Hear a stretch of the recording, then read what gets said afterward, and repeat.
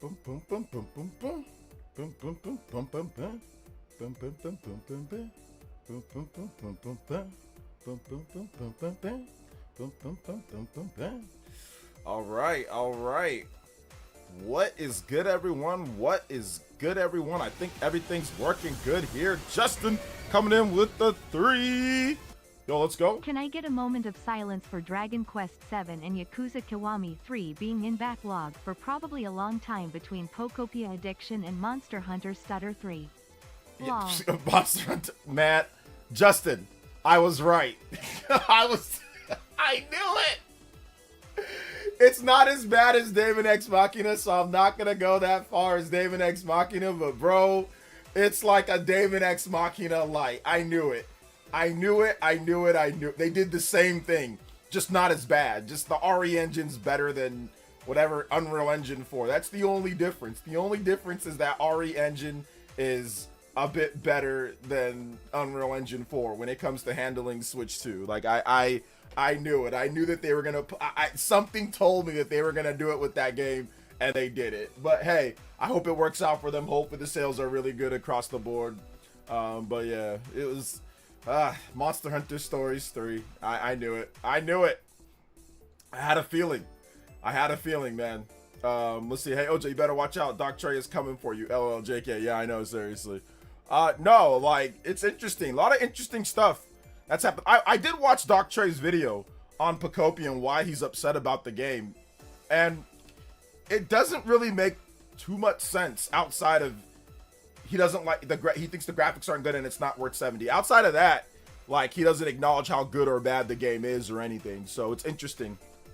But I do find it interesting in terms of like what he said in the video too. Like, I do find that interesting as well, because he said that what makes a game worth 70 or not are graphics. And I'm like, that's not what makes a game be the most expensive or not. It's a factor. But what makes a game be the most, like, be more expensive or not, usually, like, the development expense of a game is human resources. The highest expense is human resources and marketing. Those are the two things that make a game expensive or not. He said it was graphics, and yes, graphics play a part into it. If you have really in-depth and detailed graphics, then obviously your game, you're going to need more people.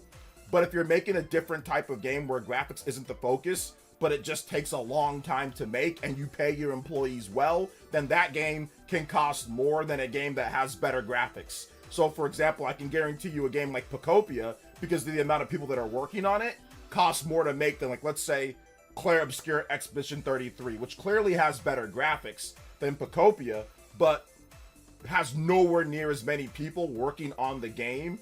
And I don't know what the French salaries are. There's a lot more people working on Pokopia because of the mechanics, because of Game Freak, Koei Tecmo. So it varies. It's not always graphics equals more expense. It's also based off of salaries and human resource. So I'll give you guys another example. You can take a game like Pokopia. Let's say you had the exact same quality of developers that can make that game 1-for-1 in Brazil, right? Or in Uruguay or whatever, or Panama or something like that. The average salary of somebody working, or what you get somebody to work in Panama compared to Japan or even California, if we did, they all, like I said, all the same amount of workers, same amount of everything, everybody can make the exact same game, Pokopia. What game would be take less to make? It would be in Panama, because the average salaries, or what you would pay the developers there, would be significantly less than Japan or Canada. Or even Canada, or the US. So a lot of game development cost is largely based on human resources, how much you're paying your employees to do the job, and the marketing for the game.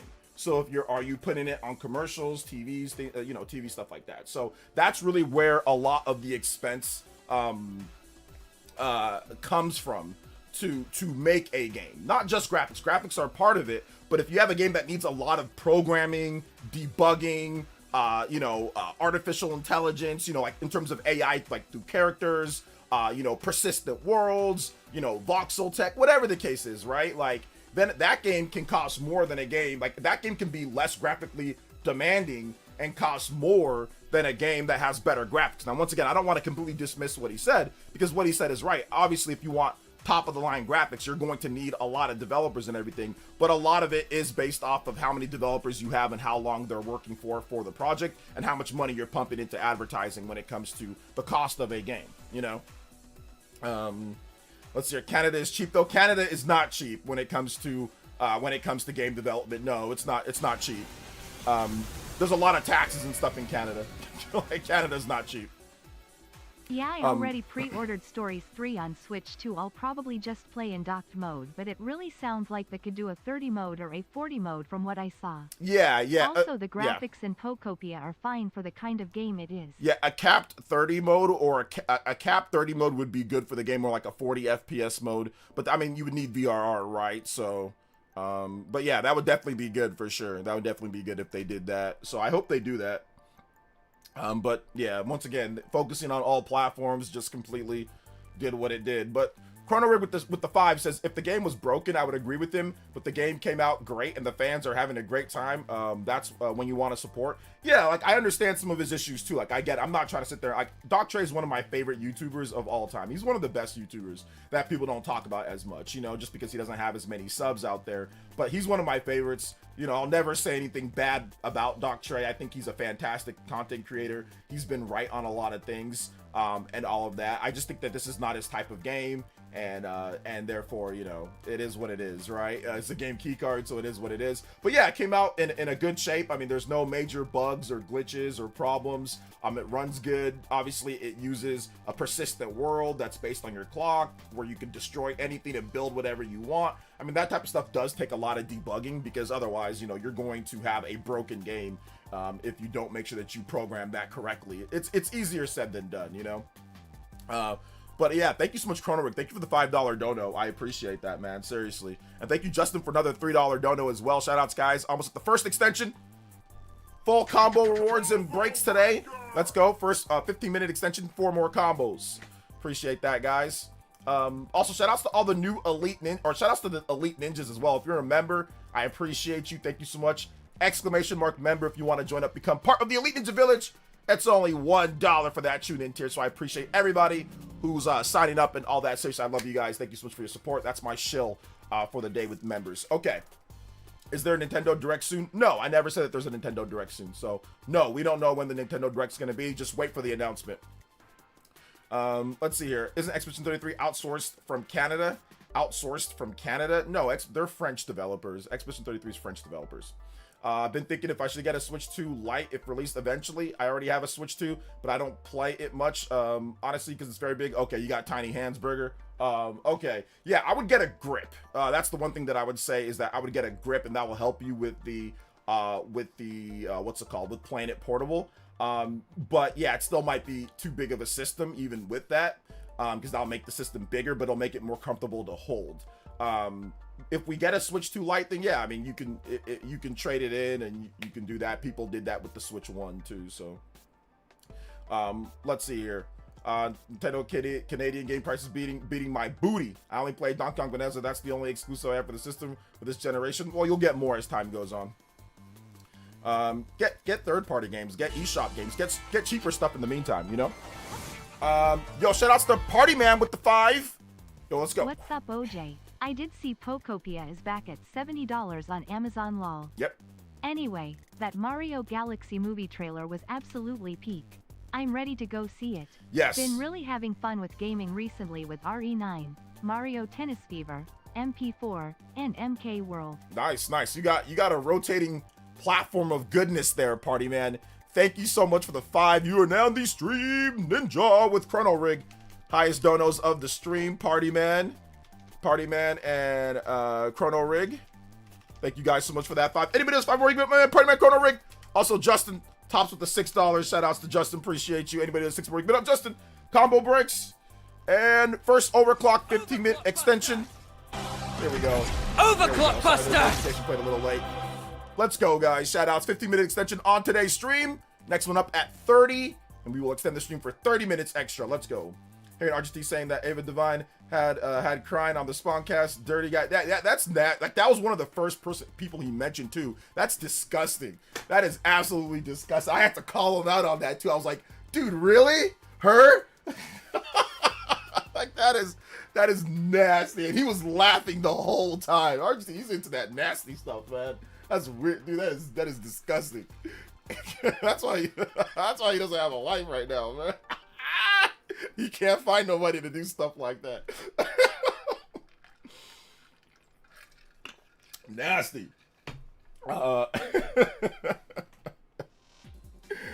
Oh my goodness. I'll say Pokopia is truly Grifters 9/11. I wouldn't say it's a Grifters 9/11. I wouldn't go that far. But I would go far enough to say hit the like button. If you have not hit that like button, hit the like button. I think that there are some things to criticize when it comes to Pokopia, right? You can criticize, okay, the game key card. You can criticize the price. I think that's also fair to criticize the price. If you don't feel that it's worth it, that's fine to criticize the price and feel that it's not worth it too. So I have no issue. I have no issue with that, you know, when it comes down to it. You know, but it does seem to be it's a good game though. Like, I think that's the thing, that it's like it's a good game.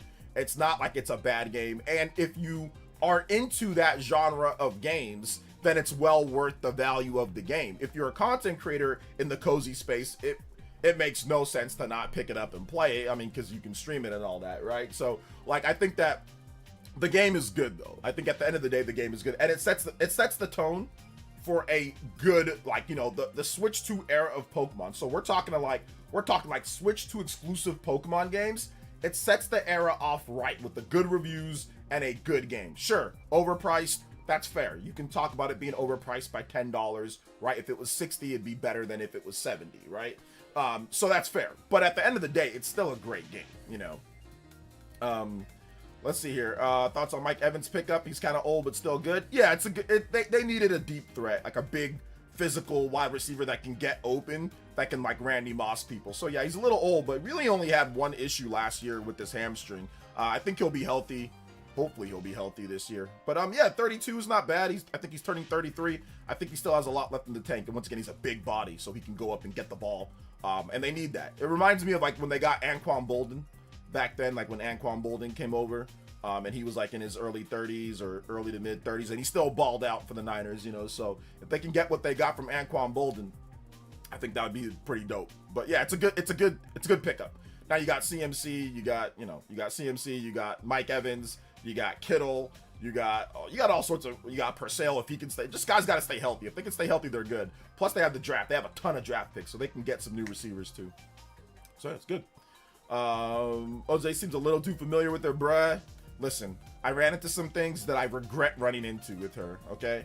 I'll just say that right now. I ran into some stuff that I really regret running into with her, and I will never ever look it up again, and haven't since. So yeah, that's all I'll say.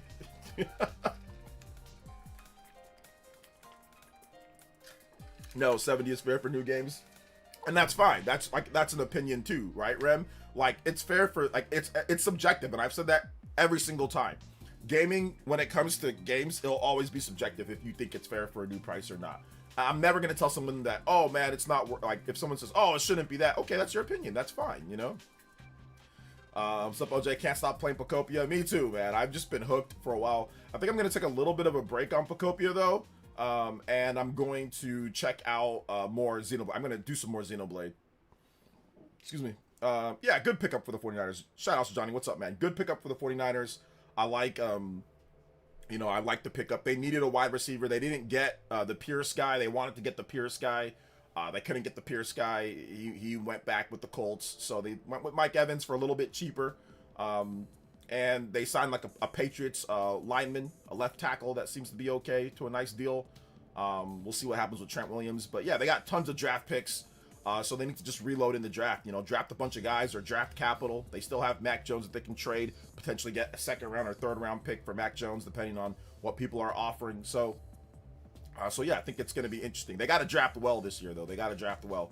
Last year's draft was okay, but it wasn't incredible. But it was, I mean, they got stout out of last year's draft, so I'll take that. Let's see here. Hey, what's up, DeAndre? Welcome.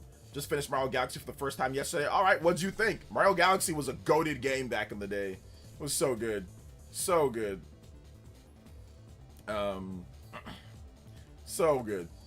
I love the Mario Galaxy so much. I remember when, in 2007, let me give you guys the atmosphere, since a lot of you guys were really young and weren't online like that. in 2007 when Mario Galaxy came out, the attitude was this. It was the same attitude people are having right now with the Switch 2, believe it or not. There's no games. It's just this. It's too expensive. Believe it or not, people are saying 250 is too expensive. It's too expensive. It's last gen tech. It should be no more than a GameCube. Blah, blah, blah, blah, blah. It was the same stuff that's happening now, you know? And then Mario Galaxy came out, and everyone was like, whoa, this is like game of the year quality game. But 2007 had so many big games. BioShock came out. That was a lot of people's game of the year. Metroid Prime 3 came out. That was some people's game of the year. What else came out? Obviously Mario Galaxy. Mass Effect, that came out. That was a big game. Like 2007 was a goated year for gaming. A lot of big games. I was playing all of them too. A lot of big games, a lot of awesome stuff, but people were saying literally the same thing, you know? So, it was funny. Let's see here. Is Xenoblade Chronicles X Definitive Edition switch to a standalone story or Connect Universe? I mean, it can be both, but it's mainly a standalone for this for the game. So if you want to play it, Ovi, you can play it. Childish Gambino as Yoshi is hilarious. Yeah, it's pretty funny. Donald Glover as Yoshi. I would never expect that, but I'm guessing he's a Yoshi fan and he wanted to do it. I love the Wii. Oh no, lots of people love the Wii, but I'm just saying it parallels to what people were talking about back then. Like when Mario Galaxy came out, there was this narrative online that it's just a gimmick, it's just waggle, it's just not next gen, it's this, it's that, it's all this stuff that people say now, you know? So the more things change, the more they stay the same. That's all. That's all I was trying to say. Let's see here. Hello everyone. You guys hear Capcom turned off ray tracing on PS5 Pro? Turned off ray tracing on PS5 Pro. What does that mean? For what game? I finished Mario Galaxy 1 and 2. They're really good. I like the linearity of it more than other 3D Mario games. Well, there's two different types of Mario games. There's linear Mario games, like Galaxy, then there's like sandbox Mario games. So yeah, there is two distinct styles. Let's see. It's the PS loyalists who always say that stuff, says MTY. Kirby and the Forgotten Land just became my favorite 3D platformer though. Nice. Yeah. Kirby and the Forgotten Land, that's like Super Mario 3D World. It's like it's got some linear aspects to it for the most part, but there's some deviating branches, you know, and some kind of somewhat, you know, it's more linear for the most part with deviating branches, just like Super Mario 3D World, you know. Let's see here. Didn't you say I look like Donald Glover? You do look like Donald Glover a little bit. Yeah, you do, just a little bit. If you grew a mustache like him, that crazy mustache that he has, then yeah, you would look a lot more like him. But yeah, you do look like him a little bit, yeah. You look like a younger version of him. I actually have more memories of playing Mario Galaxy 2. I don't remember touching Galaxy 1 before. Oh, okay. Well, you were really young when that came out. Halo 3, God of War 2, Uncharted, The Witcher, Call of Duty 4. Yes. Massive year for gaming. I think that was also No More Heroes, if I'm not correct, right? That was also No More Heroes in 2007, so it was like a bonanza of gaming in 2007. Thank you for the spot there. Yes, Halo 3, God of War 2, Uncharted. It was crazy, man. Wait, was God of War 2 2007 or was that 2006? Was it 2007? I thought, okay, or was it 2006? Somebody double check for me real quick. I don't feel like looking it up. But yeah, either way, I remember buying it. I remember buying God of War day one. It was great. Really, really, really good. Let's see, I think a lot of people saying Switch 2 is unreasonably expensive are often people who would buy it to only play a couple games, kind of like the problem with consoles are not for them. Yeah, I mean, I think that's part of it too, for sure. Yeah, Assassin's Creed, that game wasn't very good, but yeah, Assassin's Creed, but the start of Assassin's Creed, that year was nuts for gaming. That year was a crazy year for gaming. It was a crazy year. Sandbox is my favorite, like Sunshine with the nice hub world. Yeah, those are nice. March 2000. Okay, here's the reason why I felt it was really early in the year. That's the reason why. And I was transitioning from junior college to four-year university. I started 2007 at junior college, and then by the end of the year, I was in four-year university. So my brain sometimes separates the two, you know, from 2006 and that school year to 2007 in the beginning of the new school year. That's why I thought it was maybe 2006. Okay. Yeah, that's what happened there. Oh, man, that's great stuff. Was the PS3 out? Yeah, the PS3 was out fall 2006. Fall/holiday 2006. Yeah, Assassin's Creed 2 was a huge upgrade over Assassin's Creed 1. Huge upgrade over it. Like, I remember playing Assassin's Creed 2 being, okay, this is pretty good. Let's see, I ordered Pokopia from Nintendo directly yesterday before it sold out. Should be here next week. Hey, congrats on that, Aaron. I think the linear Mario are a bit more than the sandbox. Yeah, I mean, everybody has their. I think I personally like probably the linear Marios more, like Mario Galaxy more. But I do love Mario Odyssey just as much as some of the other, you know, linear Mario games. But I don't like Mario 64 as much as Galaxy. I don't like Sunshine as much as Galaxy. So there aren't that many Mario games. Believe it or not, there aren't that many 3D Mario games. There's only a handful. So considering 3D Mario's been around since, you know, the mid 90s, 1996 or something, or 97, right? Like Mario, like there's not that many. You know, Mario 64, Mario Sunshine, Mario Galaxy 1, Mario Galaxy 2. Then you've got Super Mario 3D World, and then you've got Super Mario Odyssey. There's 7 of those, and then you can talk about the smaller ones, right? You can talk about 3D Land, and then you can get into what? There's probably like another one that I'm missing. But yeah, there's not that Bowser's Fury, that small section about, if you want to count that as a game. So there's really only 8 big 3D Mario games. Unless I'm missing one. Maybe I'm missing another one. 9 3D Marios. Maybe there's one more. I guess you can count the DS game, Super Mario 64 3D, or the DS or whatever.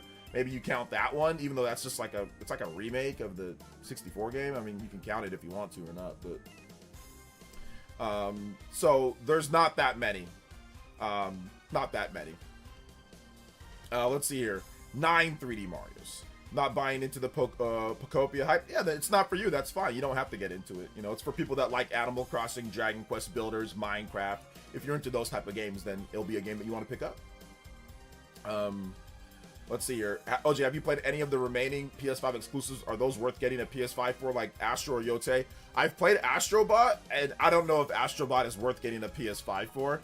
If you want to get a PS5, I would get it for third-party games and some of Sony's first-party games.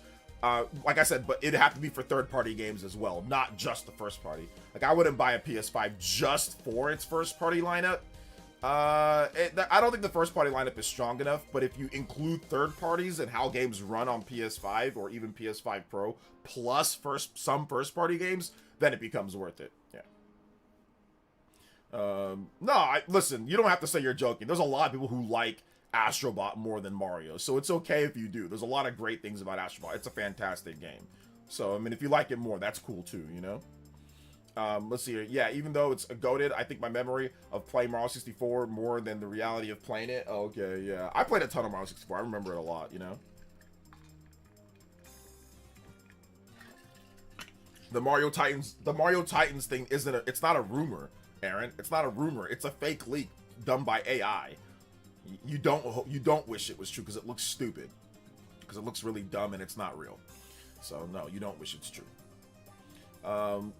We need villagers to do jobs in the next Animal Crossing game instead of just lazily around doing dull bludgeoning picks. I've been slaving around Pokemon since Pokopia release. Yeah, I think that's the one thing that makes Pokopia, to me, a bit more dynamic than Animal Crossing, is that you can actually, like, they have abilities and they can do things, you know? So, oh, yeah, Mario 64 definitely holds up, man. It definitely holds up. So, definitely holds up. It holds up a lot. Like, people still speedrun Mario 64 to this day. There's a former professional Super Smash Bros. Player named Armada. He's one of the greatest players of all time, and like that's what he does for a living now. He just freaking streams Mario 64 all day, like 24/7. He's just streaming like speed runs, like that's all he does. So yeah, like there's definitely still a market. There's still people that love Mario 64 and speed run it, you know. Let's see, I can't wait to get Pokopia. Should be sometime this week, I think. Nice. Yeah, like we're seeing like a lot of people pick up Switch 2 now because of Pokopia. They're like, oh, well, I didn't have a reason to get Switch 2, now I'm gonna get one. And like, that's cool. Like, you can get it for whatever reason you want to get it. That's fine, you know, that's great. But I think that it creates an interesting concept because, like, once you pick up the system, then you start looking at other games like to get. It's like, okay, well, maybe Donkey Kong Bonanza wasn't a reason for you to pick it up. But now that you have the system, you finish playing Pokopia, or you're not playing this, but you want to get something else, you start looking into other things. Like, oh, maybe I'll try out this, or I'll try out that. So I think that's the cool thing that we're going to see a lot of people that said, I bought it for Pokopia, that's the only game. And then they're going to be like, wait a minute, hold up. This game's actually pretty good, and this game's pretty good. Try out new things. No, Switch 2 doesn't support ultra-wide, no. I don't think any consoles support ultra-wide. I think that's like a PC thing, if I'm not correct, right? Or maybe, or do some of them support ultra-wide? I think maybe Assassin's Creed? Or no, what's the, Star Wars Outlaws? I'm not sure, but I don't know if it does support ultra-wide. I don't think so, but you can double check, Google search it. Seeing so many people pick up Switch 2 for this, all the cozy gamers. Yeah, seen a lot of cozy gamers. Then I see a lot of people saying, oh, I want to get Pokopia, but $500, it's too expensive, and all sorts of stuff. So I think that most of those people that say that are going to crack. They're going to get it. If you're, like I said, and I see like some of them are streamers. I'm like, if you're a streamer, it's a no-brainer. You'll make the money back. Just buy the system, expense it, and then just stream it. There you go. Like, that doesn't make any sense. So that doesn't make any sense at all. What's up, Gangsta Slayer? Welcome, man. What's up, Sonic? If I haven't said what up to you, make sure you say what up in the chat. Armada is still the GOAT, winning record against all the gods and Leffen. Too bad he never faced Zayn at the top. Yeah, Zayn. I think it's Z-A-I-N. Zayn's a fraud, but I mean it's okay. But yeah, it's Zayn or Zayn, one of those. I think it's Z-A-I-N. But yeah, he's a fraud. But whatever. Pretty cool to go from Resident Evil to Pokopia handheld. That's pretty much what I did. I went from Resident Evil to Pokopia. It was a palate cleanse for sure. Also, hit that like button too. Hit that like button. No, I didn't react to the final trailer of Mario. I didn't watch it. I don't want to watch it. I'll just wait for it. The movie's coming out soon here. I'll just watch it. You know, I don't need to see the final trailer of the movie. I'm already sold. Z-A-I-N. Yeah, there you go. Zayn. Z-A-I-N. Like, a great, fantastic player, but what he said about Hacks before Hacks passed away, and like what he said before and after, just put him in my fraud book. Like, I got a book of, it's like the, I shouldn't say that, but I got a book and I write down the frauds' names in the Smash community. Zayn is one of them. What he said about Hacks was unacceptable before he passed away. Let's see here. I just got a Switch 2 because Xenoblade X 60 FPS. As dumb as it sounds, I'm gonna try extra micro SD card for the game key cards. That's not dumb. First of all, hold up, time out. That's not dumb. Xenoblade Chronicles X is incredible. It's a phenomenal game. I love that game so much. I play it all the time. I gotta play more of it. Probably gonna play more of it tonight. No, that's not dumb. That's a worthy purchase because they're gonna bring over the other Xenoblade games in 60 FPS, plus you can play more games. No, that's a great purchase. And that's, on top of that, that's a lengthy, big game. So it's not like you're going to be done with that game quickly. Like, if you bought a Switch 2, like, let's just say to play Resident Evil 9, for example, even though maybe you had other systems, but you want portable. Dude, you can beat that game in, like, 13 hours or something like that. Less than that. You can beat it in 8 hours, 9 hours. That's, like, less of a bigger purchase, right? Or, like, a reason. But Xenoblade X is, like, a 200 hours of content. Like, I'm at 96 hours. And I'm still not even, I still have like a few more chapters left. And like, cause I'm trying to do like 100% playthrough or like close to 100% playthrough. So, nah, man, like you're good, dude. You're good. Like that's a good reason to buy it. And you know there's going to be more Monolith Soft games. You know it's coming. Like, you know there's going to be more Monolith Soft. You know it's going to be awesome. So, yeah, man, like it's all good, brother. It's all good. You're doing great. I'm doing great with it, so yeah. Excuse me. Sorry about that, guys. I actually just got done with the workout. When it comes to before I stream, like I just got done working out, then I came straight here. I wanted to make a protein smoothie, but I would have been late by like 10 to 20 minutes, so I decided not to do that because it takes a while to make mine. Because I gotta mix it like crazy. So I ended up not doing it. But yeah, it's cool. It's all good though, you know? It's all good. Oh man, it's all good.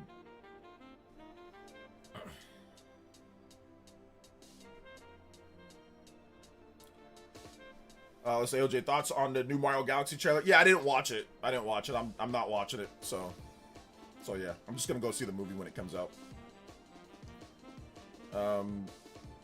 So I want Digital Time Stranger 2, Digital Time Stranger. I think maybe Daisy, Wario, or Waluigi in the Galaxy movie post-credit scene. Maybe, we'll see.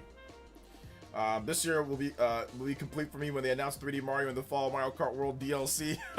I hope they actually announce something. We'll see if they do. We'll see if they announce a new 3D Mario or not. There's got to be something. Obviously, there's got to be Mario or Zelda or something like that, you know? So we'll see what they end up announcing for the fall. I'm assuming that you are picking up Monster Stories 3. What system are you playing it on? I haven't decided to pick it up yet. I'm part of Capcom's creator program, so I might just get a review code for the Switch 2 version, but I'm not sure if I even like have the time to play it like that. I thought about it, but I don't like what they did with the Switch 2 version. I'm not happy with that, but I'll probably pick it up. I'll probably get a review code from Capcom for it, but we'll see. But right now I'm kind of overloaded with games, and I don't know if I could take on another lengthy RPG because I still got to do Pokopia stuff. I still got to do Xenoblade Chronicles X stuff. So if I start taking on more lengthy RPGs now, I'm never gonna finish anything. So I need to finish Pokopia, or I need to play more Pokopia, and I need to play more of Xenoblade Chronicles. So those are the two games that I'm gonna be playing probably for the end of till New Super Mario Bros. Or sorry, not to Super Mario Bros. Wonder Switch 2 edition, the Bella Bell thingy. I want to play that. So, and I want to that'll be probably the return of multiplayer gaming on the channel when that comes out. That will actually inspire me to play multiplayer. So, I want to basically play Pokopia and Xenoblade till Wonder Switch 2 edition. Amazon has Pokopia for $79.99. It's not. It went back down to $69.99. So they got restocked. So it went back down. Oh wait, what did they do with Monster Stories 3? They made it more of like a PC game.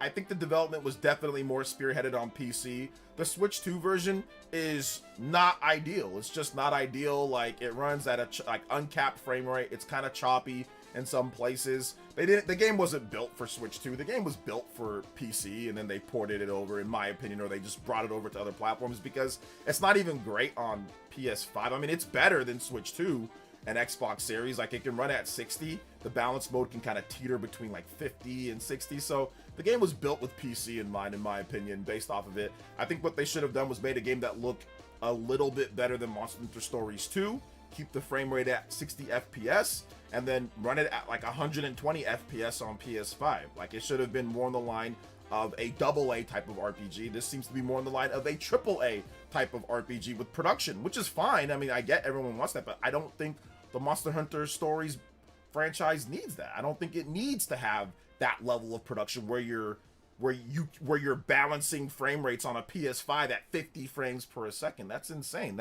This game should run at 120. It doesn't need to be a graphical showcase, but they did what they did. It's their game. You know, I'm not here to tell them that, you know, they don't know how to develop games. They do. So, but that's just my opinion. I don't think it should have been that level of graphical fidelity. I think it should have been less. And I think it should have been, once again, 60 FPS on Switch 2 and like 120 FPS on the Xbox Series and PS5.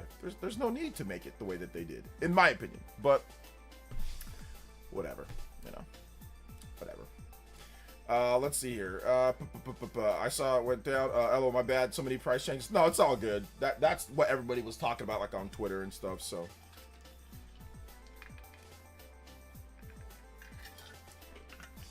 Kind of weird, specifically Monster Hunter Stories, but Capcom did announce 50% of their revenue comes from PC, right? They did, but once again, Monster Hunter Stories didn't sell better on PC than it did on Switch. So 50% of the revenue didn't come, like when it comes to Monster Hunter Stories, they didn't get 50% of their revenue from the PC version of that game. That game did not sell anything crazy on PC. Most of the copies were sold on Switch 1. So, in my opinion, that shouldn't be something that you gear towards PC, because the money wasn't coming from PC for that franchise. The money was coming from Nintendo, in my opinion. From what we know, I mean, like I said, you could look at the peak concurrent player counts for, it's like 30-something thousand. Like, I highly doubt this game sold more than 50 to 60K on the PC platform, whereas we know that it probably sold about 1 million or over 1 million on the Nintendo Switch platform. So, But that's just, like I said, my opinion.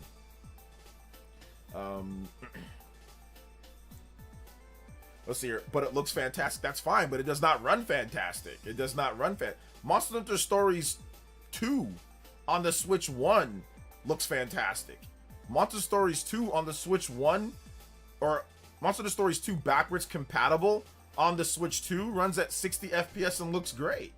Yeah, sure, Monster Hunter Stories 3 looks a lot better, but there was no need. The gameplay is like exactly the same. Like, what's the point? The gameplay, the core gameplay is exactly the same. They could, what I think they should have done was went with a bit smaller condensed worlds, more detailed animations, and more detail within the combat system, which they do have, but there was no need, in my opinion, to do what they did with the graphics in the game. But once again, it looks great, so enjoy it. If you want to enjoy it, it looks great, that's fine, you know? And I think they could have had the game at $60 too. I think it's 70. I think they could have had it at 60, like Pragmata, if they went with a little bit smaller scale, but, you know, whatever, like I said. That's me with Sea of Stars right now, trying to finish it before Mario Wonder DLC. Then I might check out South of Midnight at the end of the month. Nice, J-Views. Yeah, South of Midnight's coming out. I might get a review code for that. We'll see. AOJ, Monster Hunter Stories is actually 120 FPS on PS5 in performance mode. It's 60 in balance and undocked quality. Switch 2 is only undocked 30 to 40. Oh, it's 100. I saw balance mode that it's running like at 60. My bad. Okay, so it is at 100. So what the, like I said, what the hell is up with the Switch 2 version only being able to run at 30 to 40 FPS? Once again, that's crazy. To me, it shouldn't be like that. See, like, okay, I did not know it was at 120. I did not know. My bad. I thought it ran at 60. I saw it like on the balance, it was teetering. It wasn't running at a lock 60 on the balanced. It was running like at 50. So I didn't know that they were doing 120 on that. My bad on that one. Did not know. But I saw 50 to 60 FPS on balance, so I thought, okay, they don't have it running at 120. Yeah, I mean, it's playable. It's like I said, it's not quite Daemon X Machina, but it should have. It just screams PC version ported over to Xbox, PlayStation, and then Nintendo Switch. Like Nintendo Switch, like the last priority for the game. In terms of how they structured this game, they're like, oh well, let's build it to the capabilities of a high-end PC, which I think. Also, RPG Gamer said the same thing, like high-end PC is the best place to play the game. Like, high-end PC should not be like, oh, well, that's the best play. That should not be it. It shouldn't be built with the high-end PC in mind first. It should have been built with Switch 2 in mind first. And then, of course, it would have still been great to play on every other platform. But once again, whatever, you know. It's still a great game. Obviously, it reviewed better. And I guess, like, the flip side of that is, oh, well, it's a better game because of it. Nintendo obviously doesn't have as powerful as a system, so it's a better game because they decided to do that. So you can also make that argument too, which is fine, you know. Let's see here. I got Monster Hunter Stories 1 and 2 for the Switch. If I ever beat that, I'll look into 3. Hey, there you go, Mug Bro. There you go. I'm gonna Graceful. I'm gonna get Monster Stories 3. Like I'll probably get a review code for it. So we'll see. Once again, we will see. I haven't decided. Like I said, just because like I got so many games. I got so many games right now. So there's just a lot right now on my plate. So I don't have time to play everything. You know. So I just don't know if I can fit Monster Stories 3. I might be able to. I might be able to. Probably not. What's up, Adroxus? Welcome. I saw the post saying that RE9 sold 2.3 million on PC, 1.6 million on PS5, 300,000 on Xbox, but it sold 5 million, right? So it did sell 800K on Switch 2. The post didn't mention it. The post did mention it later in a following tweet, Sweet Tea. Or more like that post that you saw didn't mention the Switch 2 version. But yes, that was from like the Alinea Analytics or some site, which they're not 100% accurate, but they said Switch 2 sold around 800,000 to 1 million units, but we don't really know right now. We don't have any official splits. Hey, I can see your comments, Mr. Davis. What's good, man? Welcome. You're having fun playing East 10 on the Switch 2? Yes, that plays at 120 FPS. I agree, though. Monster Stories 3 would have made a more business sense and specifically designed it for Switch 2. It would have, but it's not. It's definitely not. I mean, it was, like I said, I'm not going to say that they pulled a Daemon X Machina, but man, it was close. It was close. There's some similarities there. But it's okay. It's no big deal. Yeah, I've already stated what games I'm talking about, guys. Pokopia and Xenoblade Chronicles X. Those are the games that I'm playing right now. My wallet's already hurting this month with games. Next month is gonna hurt too. Yeah, next month is Pragmata, right? Next month is Pragmata. I think Tomodachi Life is coming out, so we'll see about that game. There's a lot, man. There's a lot. Well, we don't know if Resident Evil sold more on Switch 2 than it did. Like, once again, it's not confirmed with that or anything, so just keep that in mind, you know? Just keep that in mind. It's not confirmed yet. I'm not happy with Switch 2 port after seeing the PS5 performance at 120 FPS, looking much sharper at higher res, better than the Switch 2 at 30 to 40 unlocked. Very disappointing, just like yeah, Titanic Scion. Yeah, exactly. Very disappointing. Very disappointing. The Switch 2 version was definitely more of an afterthought, in my opinion. But hey, like I said, it's their game. Yo, shoutouts to Velvet with the 99 months. Ayo, Ambu tier. Almost 100 months. LOL hugs. That is so long. It's like we're going on like 10 years, Velvet. It'll be 10 years what, next year? Next year will be 10 years, Velvet. That is crazy. Thank you so much, young lady. I appreciate you. Do you think Nintendo has to give more info about new Yoshi game tomorrow? No. What's tomorrow? Let's see. Don't worry. We will have a chill month in May, right? We will see. We will see. We will see. Man, 10 years. 9 years this year. That's wild. Monster stories and performance issues seem to be the series tradition at this point. Yeah, pretty much. But it runs fine on PS5 though. Runs fine on PS5. So you get the PS5 version. PS5. I mean, and like performance issues plus game keycard. To me, that's a bit too much. So I don't want to buy it on Switch 2 not at this point. Like I said, I might get a review code for it on Switch 2, but I'll probably just wait. And later, when I have a bit more time, I'll pick it up on PS5 on discount. Like I'll probably get like a real physical version PS5 on discount later in the year. So I'll probably just do that. Hey, what's up, Bead Queen? Welcome to the stream, young lady. How you doing today? Shout outs to Bead Queen. She's here in the chat. Let's go. Players, are you going to play the game East 10? Once again, I'm just kind of packed with games, guys. I do not have the time to play all the games that are coming out. Like I don't have all the time to play them. So I want to, you know, I want to see if I can. I just don't know if I have the time to play them that way. It's my 99-month anniversary. Yes. 120 months is 10 years. 120 months. Okay. So we got to go through all of this year, right? And then next year, the end of next year, Bead Queen, that's when Velvet, yeah, 2027. So I remember Velvet started coming around, I think the end of well, actually, she was probably here before that, but when membership started, that was 2027. Velvet was actually one of the first members of the channel, like in late 2027. So, or sorry, no, late 2017, my bad. 2017 is when membership started and all that. So I think Velvet was here before that, but like when I started streaming a bit more at the end of 2017. So yeah, awesome stuff.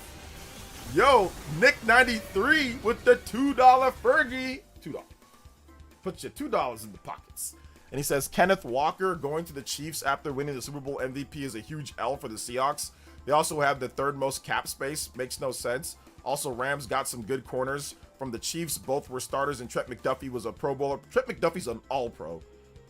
Not just a Pro Bowler. He's an All-Pro. So, yes, you got two really good corners. You're paying them a ton of money as well because you got to stop all those receivers. You got to stop Jackson Smith and Jigba. You got to stop all the receivers that the NFC West does have. So, that's the reason why they decided to do that. When it comes to the Seahawks, they're going to have to pay Darnold. I know he's on a 3-year contract or something, but they're going to have to redo his contract coming up, so they're getting ready for that. They have the Charbonnet guy who hurt himself, and he's pretty good too. They can always draft. They feel that they can draft another Kenneth Walker in the draft, and they have the offensive line. They feel that their offensive line is one of the reasons why that he did so well too, because the Charbonnet guy or whatever, he's also good. He had some nice runs as well. So I think they're probably going to draft the running back. And they've been letting the other guys go. I think the Mafe guy, he left. They had another guy who Kobe Bryant, not the rest in peace Kobe Bryant, but the other Kobe Bryant. He also left in free agency. So that's what happens when you win the Super Bowl. You're not going to be able to pay everyone. You've got to think ahead of time. And yes, they have cap space, but you're going to have to pay Jackson Smith and Jigba, and you're going to have to pay Sam Darnold. You have to pay those two guys, and you're going to have to pay some of those guys on the offensive line coming up. So that's the reason why they didn't re-sign those other guys. And you're going to have to pay some other people. I think Tariq Woolen, I don't know if they have to pay him, but there's some big contracts coming up, so you can't keep everybody. So if other teams are offering, you know, $15-20 million per year for certain guys, I mean, I think the Chiefs gave Kenneth Walker $15 million per year or something. You're not going to be able to match that. Just draft somebody new and invest in the offensive line and hope that you can find another Kenneth Walker. Because, I mean, he's good, but, I mean, like, he's not like freaking Bijan Robinson, or he's not CMC. He's not that good. He's just good, but he's not that good. Their offensive line is really good, though.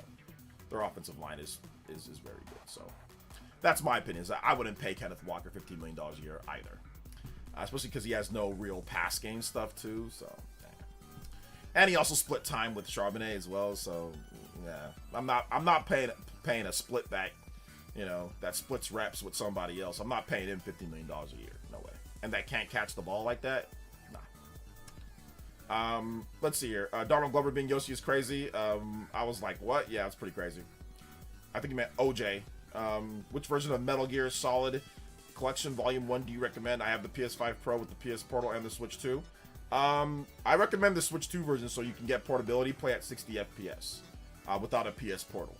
So they updated it, so Switch 2 version now runs at 60 FPS for all the games. So I can recommend that. Now, before the update, before Switch 2, I would recommend the PS5 Pro version of it. But now with the update and the portable play, you're going to want to be able to take that anywhere that you want. So I would say Switch 2 version now. Combat play, Astro Change. Do you agree with me? Yes or no? Combat play, I think meant Astral Chain. I don't know. Yeah, I like Astral Chain's combat. Yeah, that's what I said. Jackson Smith and Jigga. Exactly. They got to pay him. I'm gonna stream High Guard before the closure. No, I'm not gonna stream High Guard before the closure. No, that's negative on that one. I played High Guard like one time, and I'm like, yeah, it's okay, but I'm good, you know. So, what's up, Mega Lee? Big love. Also, thank you for the 2. Let me add it up to the board here. Shout outs to Nick93. Thank you for the 2. Shaw X with the biggest dono of the stream. Hey yo, $10. Let's go. Thank you so much, Shaw X. Out of nowhere, coming off the top rope. And he says, finished Neo 3 story is meh, but the combat and boss designs was really good. Worlds was good, not too big, but enough to explore. Okay, the world was good. Not too big, but enough to explore. Wide variety of armor and weapons for customizable builds. 8 out of 10. Yeah, I remember John from Spawnwave. He said that he loved the game. He thought it was really good. He platinumed the game as well. And for me, like, Neo's great, but I played the Neo 1 and 2 collection on PS5, and I'm just kind of done. I think I'm kind of done with Souls games.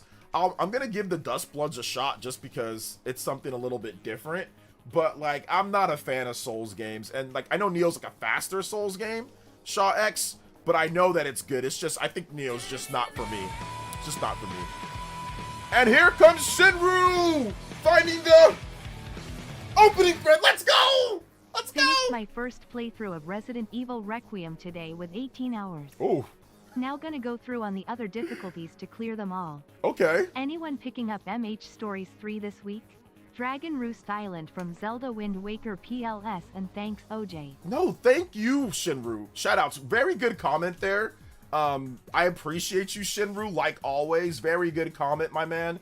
So I appreciate that support, dude. Seriously, I appreciate that support. Thank you for the big $25 dono. Thank you to Shots with the big $10 dono as well. But yes, Neo, great game. John loved it. I might pick it up just on, maybe I'll try it out at some point, but I'm not sure if I will, Shax, but I'm glad that you liked it though. 8 out of 10, good score. Shinru with the 25. I just put Shaw X on the board. Then here comes Shinru, like the Kool-Aid man says, oh yeah. And I'm gonna get your music in just a bit. Let me comment on what you said. 18 hours in Resident Evil Requiem is crazy. You must have been exploring everything, especially like I guess maybe like the Leon part towards the end. You probably explored that a lot more. Because I explored a lot and mine was like 13 hours. So you topped me by about a good 4 hours or so, 4 or 5 hours. So definitely you were exploring. You were picking up everything that you could. I did miss some documentation, so you probably got all those. Shout outs to Shinru with the big 25, and we have a combo break. A 30-minute extension unlocked on today's stream. Let's go. Big love. Overclock Buster! And let me get this next here. Zelda, Wind Waker, Dragon Roost Island. So yeah, that's awesome, man. Appreciate you, brother. Appreciate you. That's such an awesome fact that, man, you're ready to go through grace areas. Okay, were you getting clapped in the grace areas? Okay, that's what happened. That's why it took so long. You were getting clapped in the grace areas. Okay. Yeah, I was getting clapped at first, but then I realized you just need to run. That's all you need to do. You just need to fake them out. Just like run this way. Like their AI, just run there and then go like, and then run over here. That's all you gotta do. No, I'm over here. Hey, they can't catch me. You just gotta run away. I ran away so much, like I ended up having nearly 100 bullets with Grace, which is crazy, right? Like I had like well more than, I think I had like 100 bullets. I had enough to make like 100 plus in ammunition. That's how much I ran away with Grace. Like I just ran away from everything. Shout outs to I was, bro. Thank you so much, Shinru. You are now the Hokage streamer. If it is 25 or more, you can meet up my man Shinru at the top of the board. Get yourself a opening thread. Also, we are 2 combos away from a 45-minute extension. We are off and running. Yo, let's go, man. Thank you for the support, brother. Big guy had Shinru stress. Oh yeah, Chungus, big chunk, big Chungus, Chungus gamer, Chungus man. I have a really funny clip of me getting Chungused. It was so funny. I get in, like, there's this room that's like, you know, Chungus is chasing you, right? And I go off to this room and I get greedy because I get by him. And I'm like, okay, good. And I need to go to like where there's like a safe or something. And then in this side room before you need to go, like the area that you need to go to where you'll be safe and like the next thing will start, I go to this side area and I see like there's like a document, there's like I think there's like some ammunition, there's like some stuff. I'm okay, let me grab that. And I can hear Chungus coming with the surround sound. Like I can hear Chungus coming. And I'm like, no, let me just grab this. Dude, it's like a one-way, like it's like a locker room, like you can't get out. And I couldn't grab everything in time, and I just got Chungus. Oh, and like he literally just like Chungus bit me over and over until I died. It's hilarious. I need to upload it as a short. I probably should have already done it, obviously take advantage of the launch. But yeah, I got super Chungus. It was hilarious. Let's see. I think it's unlikely that we'll get General Direct this Thursday. We're not gonna get a General Direct this Thursday, guys. There's no Direct this week, so stop putting that out there. There's no Direct this week. There's no Direct this week. Isn't delaying review scores kind of cheating? Marathons should be rated on condition it's released, not after they have a chance to fix it. I think really Marathon's a game that you need to play quite a bit, right, to get the reviews out. So I think that's the reason why reviews are a bit delayed, is because they need to play more of the game. Like you need like to get all like the upgrades and stuff or whatever. It's like extraction shooters, so those take a little bit more time, right? So is Brothership a stable 30 FPS or varies in that? Either way, for $30 not bad. I mean, I would snag it right now just because there might be a Switch 2 update. Now it's a stable 30 FPS on Switch 2, not on Switch 1, but on Switch 2 it's a stable 30 FPS. But on Switch 1 it's not. But I would grab it for 30 just in case they actually get a free update or patch. Meant to say Ease 10 gameplay from the same combat like Astral Chain. Do you agree with me? There's some similarities, yeah, Mr. Davis. I agree. I agree. But yeah, I mean, is Marathon's already out, right? Like it already came out, but there's no review. Is that what you're saying, BP? There's no reviews. So let's see here.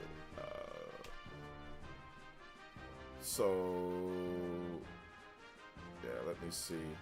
Yeah, there's no reviews for Marathon.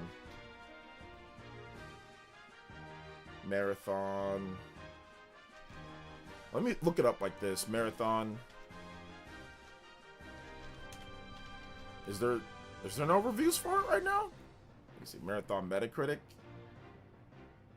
Yeah, there's 0 reviews at all. So I think Screen Rant has like one review from the PC that came out today. So they gave it a 7 out of 10. So there's not many reviews. Everyone's just giving us like updates. So we're just getting up, like PC Gamer says they're just getting started. Gaming Trends said they're just getting started. Like they still have to give some time before the review because they didn't have like an early copy because Bungie was tweaking things up to the last second. So I think that's the reason why. It's a multiplayer game. Yeah, there was no pre-release copies of the game because they were tweaking things all the way up to the last second, you know, like with the server slam and all that, so.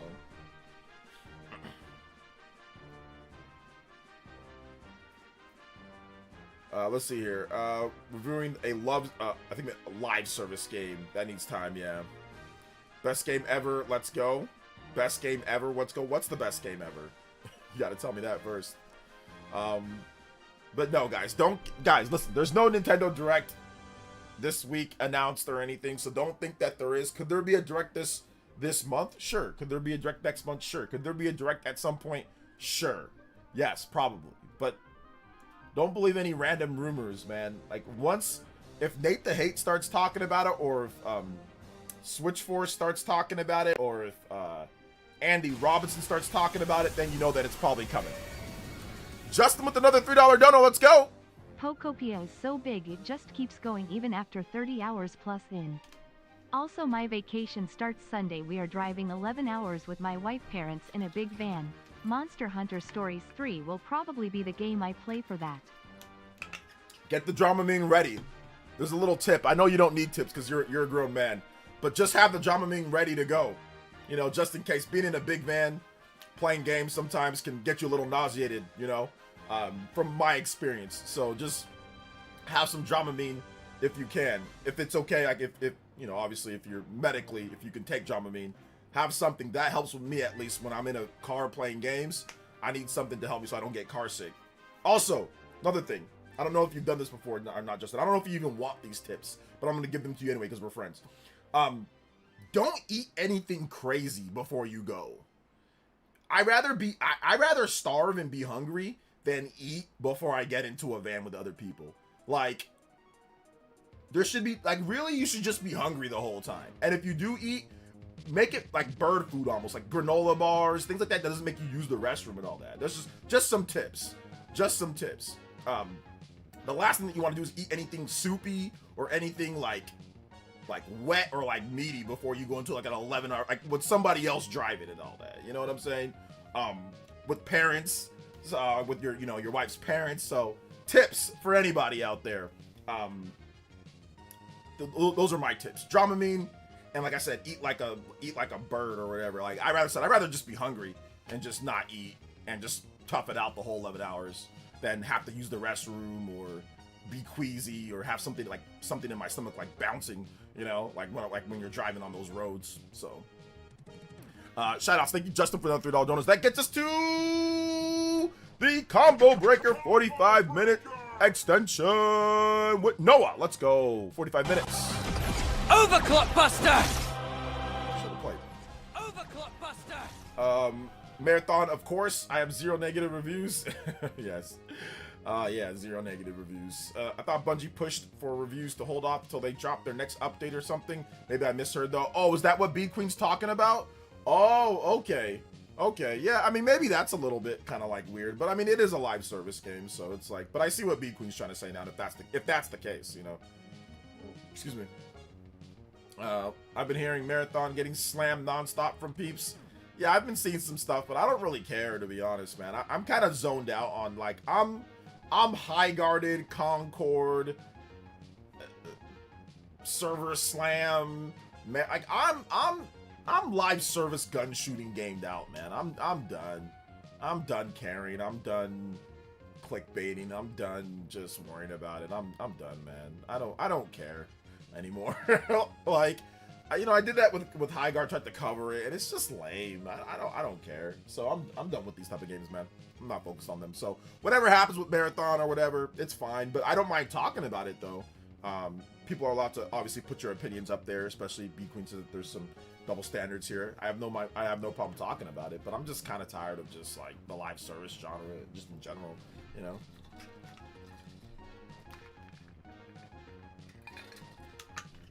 So, yeah, I'm not getting Marathon. No, I'm not getting it. I tried High Guard and I'm good. Like Concord, no, I'm good. Shout outs to Kuchan. Thank you for the subscription. Appreciate that. Welcome to the Elite Ninja Village. Thank you for subscribing to the channel. Appreciate that, guys. 14 more combos, and we have the hour extension on today's stream. Let's go. Shout outs, guys. Appreciate that. What's up, Danny Owen Gamer? Welcome. People need to level first. Yeah, I guess. Dracula. What's up, Dracula? Welcome, man. Bungie is going to die because of Marathon. I don't think they're going to die. Like, I think that they're going to have a lot of people playing the game eventually. It's $40, so there's definitely people that bought the game. So I don't think it's going to die like Concord. I don't think Bungie's going to go out of business either. So they can always just go back to Destiny, right? Did you ever try Overwatch? I did try Overwatch. I think I actually even have a gameplay of Overwatch on my channel. I don't remember. Let me double check. I think I actually have like actual gameplay of me playing Overwatch. Do I? I might, but I don't remember. No, I don't. Yeah, wait, PE Arena. Yeah, I think I actually have gameplay. Yeah, I played Overwatch like back like 10 or 11 years ago. I played Overwatch. Yeah. I played it, so you can watch my my game. Oh my gosh, what is this layout? Either way, but yeah, I did play it. So I think I played it on PS4 back then.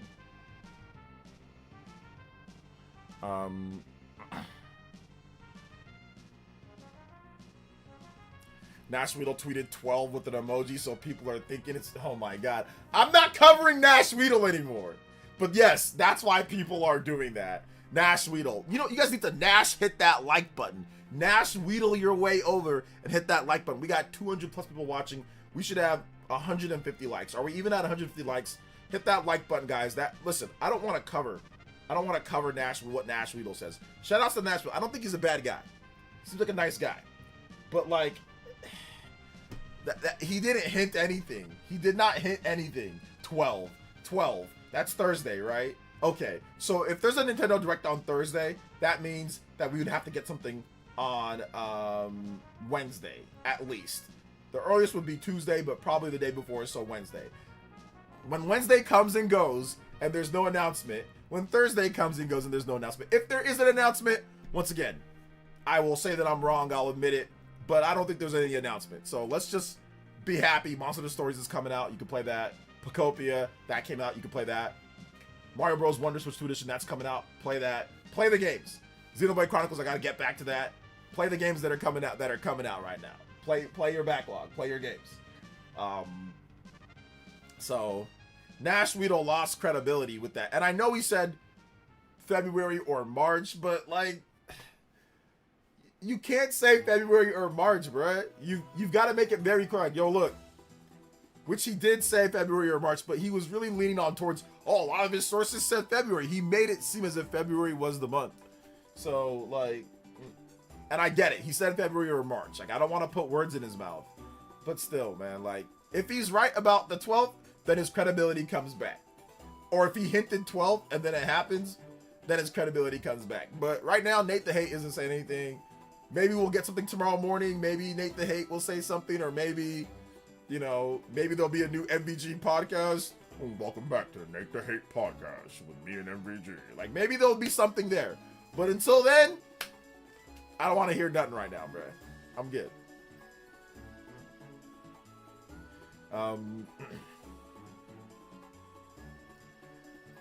Let's see here. Wondering why Zach Switchforce tweeted 35 days? Listen, I don't know, man. We'll find out. Hey, what's up, Blue Oak? Welcome to the stream, brother. How you doing today? There won't be. Nash Weedle, fake leaker. Nintendo hate grifters are quite, I think that, okay, quiet. with the release of Pokopia. They really are. Pokopia got the Nintendo Switch 2 haters stuffed right now. Absolutely stuffed. They don't know what to say. Oh, wait a minute. Hold up. It's actually a good game. It reviewed well. People like it. Don't got nothing to say. I know, obviously, RGT's not a Nintendo Switch 2 hater, but I know RGT was disappointed that Pokopia wasn't bad because he knew he could get that I hate Pokemon money. You know what I'm saying? Like that I hate the Pokemon franchise money, but it's actually good, so you can't make any money off of that way, or you're just gonna get accused of being a hater. So Pokemon's usually the #1 target for people to make a lot of money. Talk about how bad it is. So it was like, oh man, we can't talk about how bad Pokopia is. It's actually good, so we'll just move on to the next thing.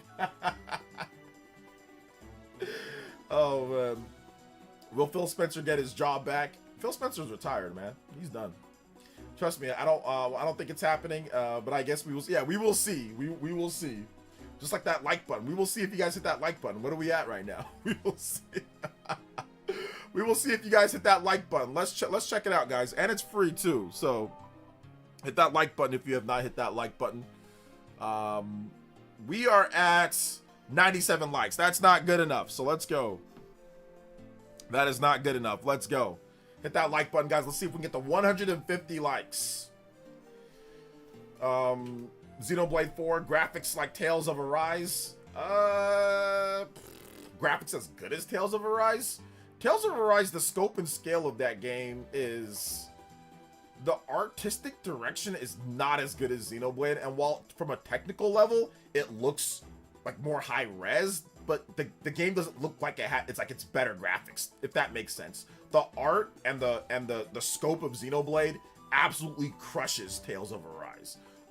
So I mean they could, but it's hard for me to say, oh yeah, it's like I said, it's just hard because once again, it just seems like the resolution is better in Tales of Arise, more so than the graphics, because what you see on screen in Xenoblade is 10 times more impressive than Tales.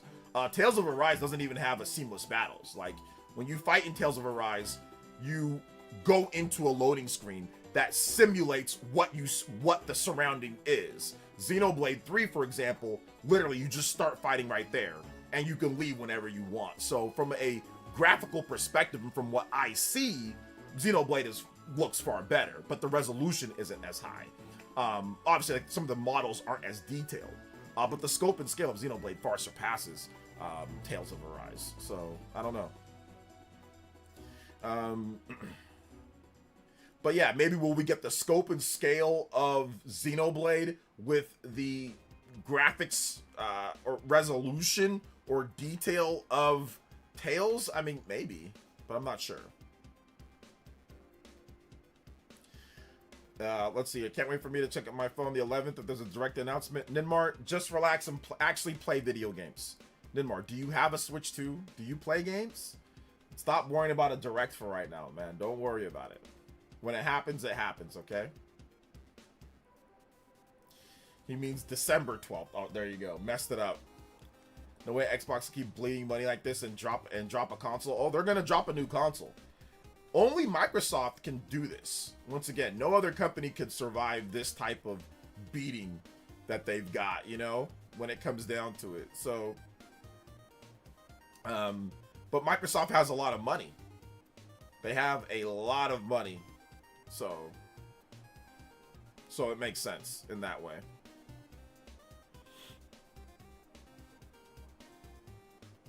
It makes sense in that way. Let's see here. I like Xenoblade 2 and 3 at 4K 60. I hope they actually have those updates for Xenoblade. I like Xenoblade 1 as well. Like Xenoblade 1, Xenoblade 2, Xenoblade 3, all the DLCs. Get all those at 60. I don't need 4K. It could be 1080p. I mean, but it cost Phil and Sarah Bond's job. I think it was just time, ultimately. So, yeah, it was just time for them to go their ways. Let's see. These Nintendo fans are rabid for Nintendo Direct. They're gonna lose their minds if Nintendo makes another non-general Direct announcement. Oh yeah, they really are. They are. But I think at this point they went through everything. We've had a partner showcase. We've had a movie Direct. We've had a Indie World. So pretty much all that's left down is the big direct. So it's going to happen within this month or next month. I think it's going to happen. So we'll see. But yes, these Nintendo fans are going crazy right now at this point. So everyone's wanting them to announce the next Mario game or next something, or next big Zelda game, or Zelda 40th anniversary or something, right? Everyone wants them to announce something awesome, which they will. It's Nintendo. They always have directs. They always announce big games, so they will. I think what happened, though, is that Pokopia caught people off guard. People were saying that Nintendo needs a big system seller for this year, and since Pokemon was delayed to next year, Pokemon Winds and Waves, that they don't have anything, but Pokopia ended up being somewhat of a system seller. Now at this point, I mean, we have to wait and see for the Famitsu sales and see what happens in the March, Circana. But right now, it looks like it's definitely doing pretty well based off of what we're seeing. Monolith has been very quiet on the new game of the new game and the new IP. They've been very quiet because they'll announce it at the Nintendo Direct. Monolith doesn't really. You don't hear any updates from Monolith Soft before the announcement at a Direct, so they're not going to talk about a new game or anything until it's announced at a Direct. And then once it's announced at a Direct, then they'll talk about it on their official account. So, yeah, they've been quiet because they cannot say anything. They're owned by Nintendo. They're a wholly owned first-party studio, so they can't do anything without Nintendo's approval. Even before they were wholly owned, they can't do anything without Nintendo's approval since Nintendo is the publisher, Let's see here. Metroid Dread 2 would be great. I don't think there's going to be a Metroid Dread 2 if you beat Metroid Dread. I highly doubt there's going to be a 2. I don't know. Have you beat the game, Mascot? Yeah, there's probably no Metroid Dread 2, but a new 2D Metroid game? Yes, probably a new 2D Metroid game. I don't know if that's going to be this year. That could be this year. That could be next year. It has been 5 years since the last one. So I wouldn't be surprised if a new 2D Metroid game is announced for this year. We'll see if it comes out this year, but I wouldn't be surprised if it's like announced later this year and then it comes out next year. Yeah, does he know? Exactly. That was definitely a classic does he know. I don't think there's going to be a Metroid Dread 2. I don't think so. I mean, they can figure out some way to do it if they want, but probably not Dread 2. Probably not that gimmick anymore,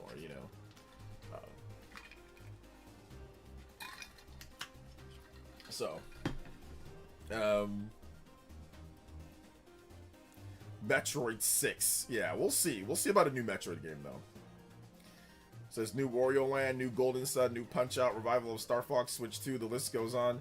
Yeah, all that stuff's probably not going to happen. Those are all, budget franchises, or non-priority franchises for Nintendo. So, yeah, I don't really see any of those happening anytime soon.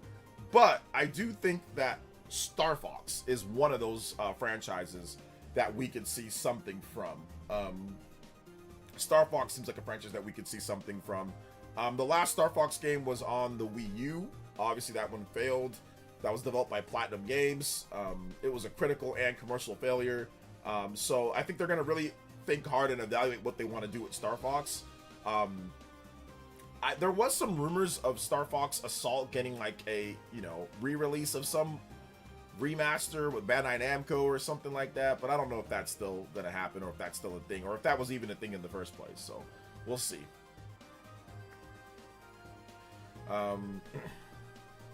We will see. Metroid 6, an original follow-up to Dread that takes the gameplay and challenge and aesthetic, power-ups and boss battles, story even further. Yeah, like I said, I don't think they're gonna follow the same Metroid Dread formula. I don't think so. They'll just probably do something new with Metroid when it comes to the next 2D Metroid. I don't think they're gonna do the whole ME stuff or and all that, but we'll see. Star Fox Adventures 2. Yeah, I doubt there's ever gonna be another Star Fox Adventures game. I mean, that'd be cool. Especially in today's time, they could probably make that look really fun or make it look really good, but I don't know if that's gonna happen either. Yo, man, what happened to Star Fox Racing? Yeah, did you guys see the story behind Did you know Gaming found out what happened behind that? It was Roger's base.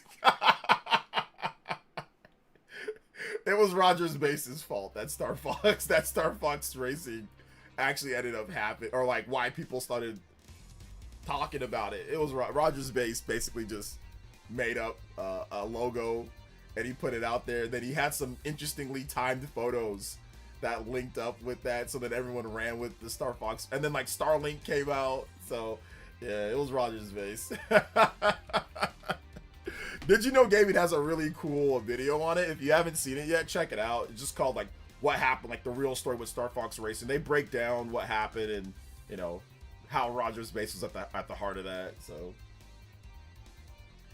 I wouldn't mind Ori 3 too. Absolutely love the Ori games. Yeah, you're not gonna get an Ori 3, Artisan, because no rest for the wicked. They're still making and plugging away at that game, so there's not gonna be any Ori 3 anytime soon. You will get No Rest for the Wicked potentially on Switch too.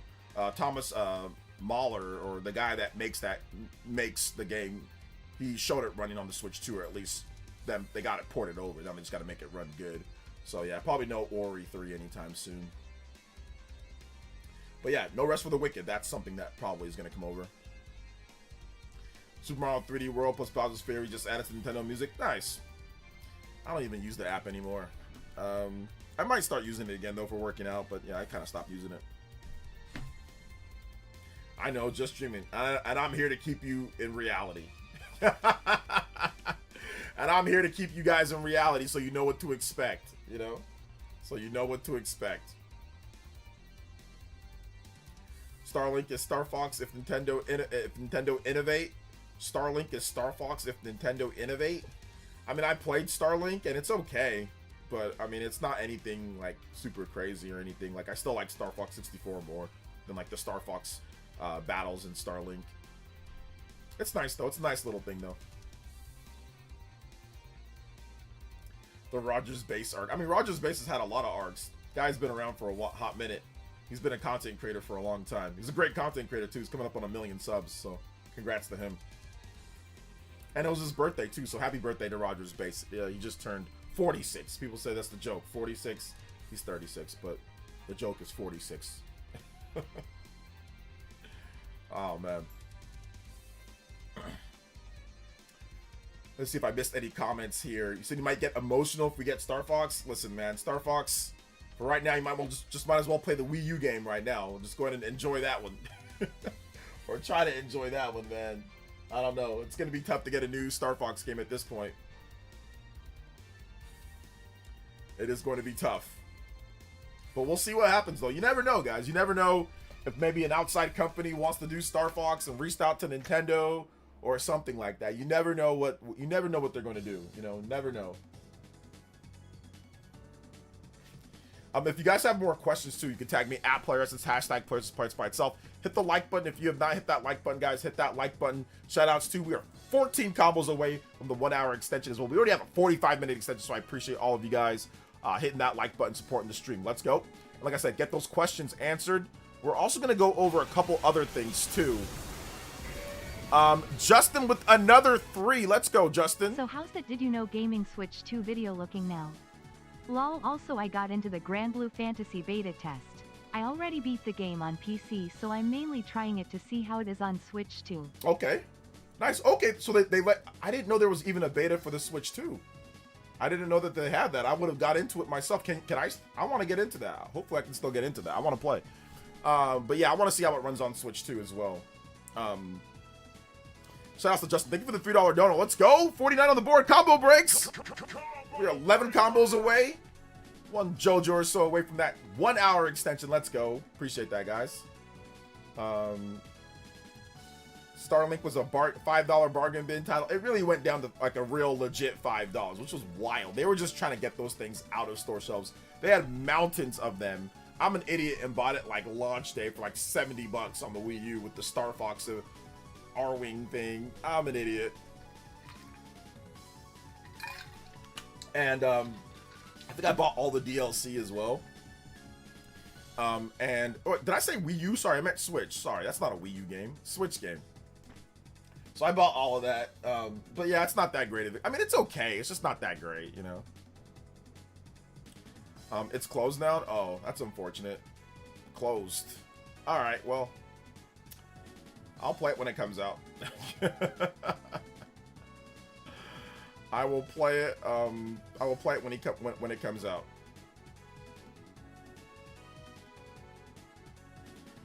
If you guys have not hit, like I said, hit that like button. Hit that like button. Let them know that we are out here. Let's go.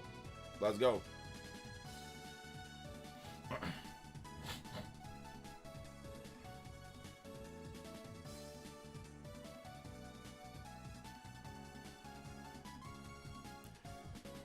Let's see here. Give me Star Fox theme Switch 2. Why would they give you a Star Fox theme Switch 2? They're only going to give you Switch 2s that are themed on games that are popular. Star Fox is not a popular series anymore. They're not going to give you a Star Fox themed Switch 2. Just go buy a skin. Just go buy a freaking skin for your Switch 2 if you want a Star Fox, if you want a furry themed Switch 2.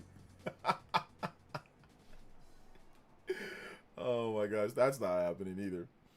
It's gonna be an RPG summer for sure. Digimon, Kyoto Xanadu, Grand Blue. Oh my god, don't even let me. Oh my gosh, don't even let me think about that. I don't know what I'm gonna do, guys. There's too many. It's a good problem to have, but there's way too many RPGs.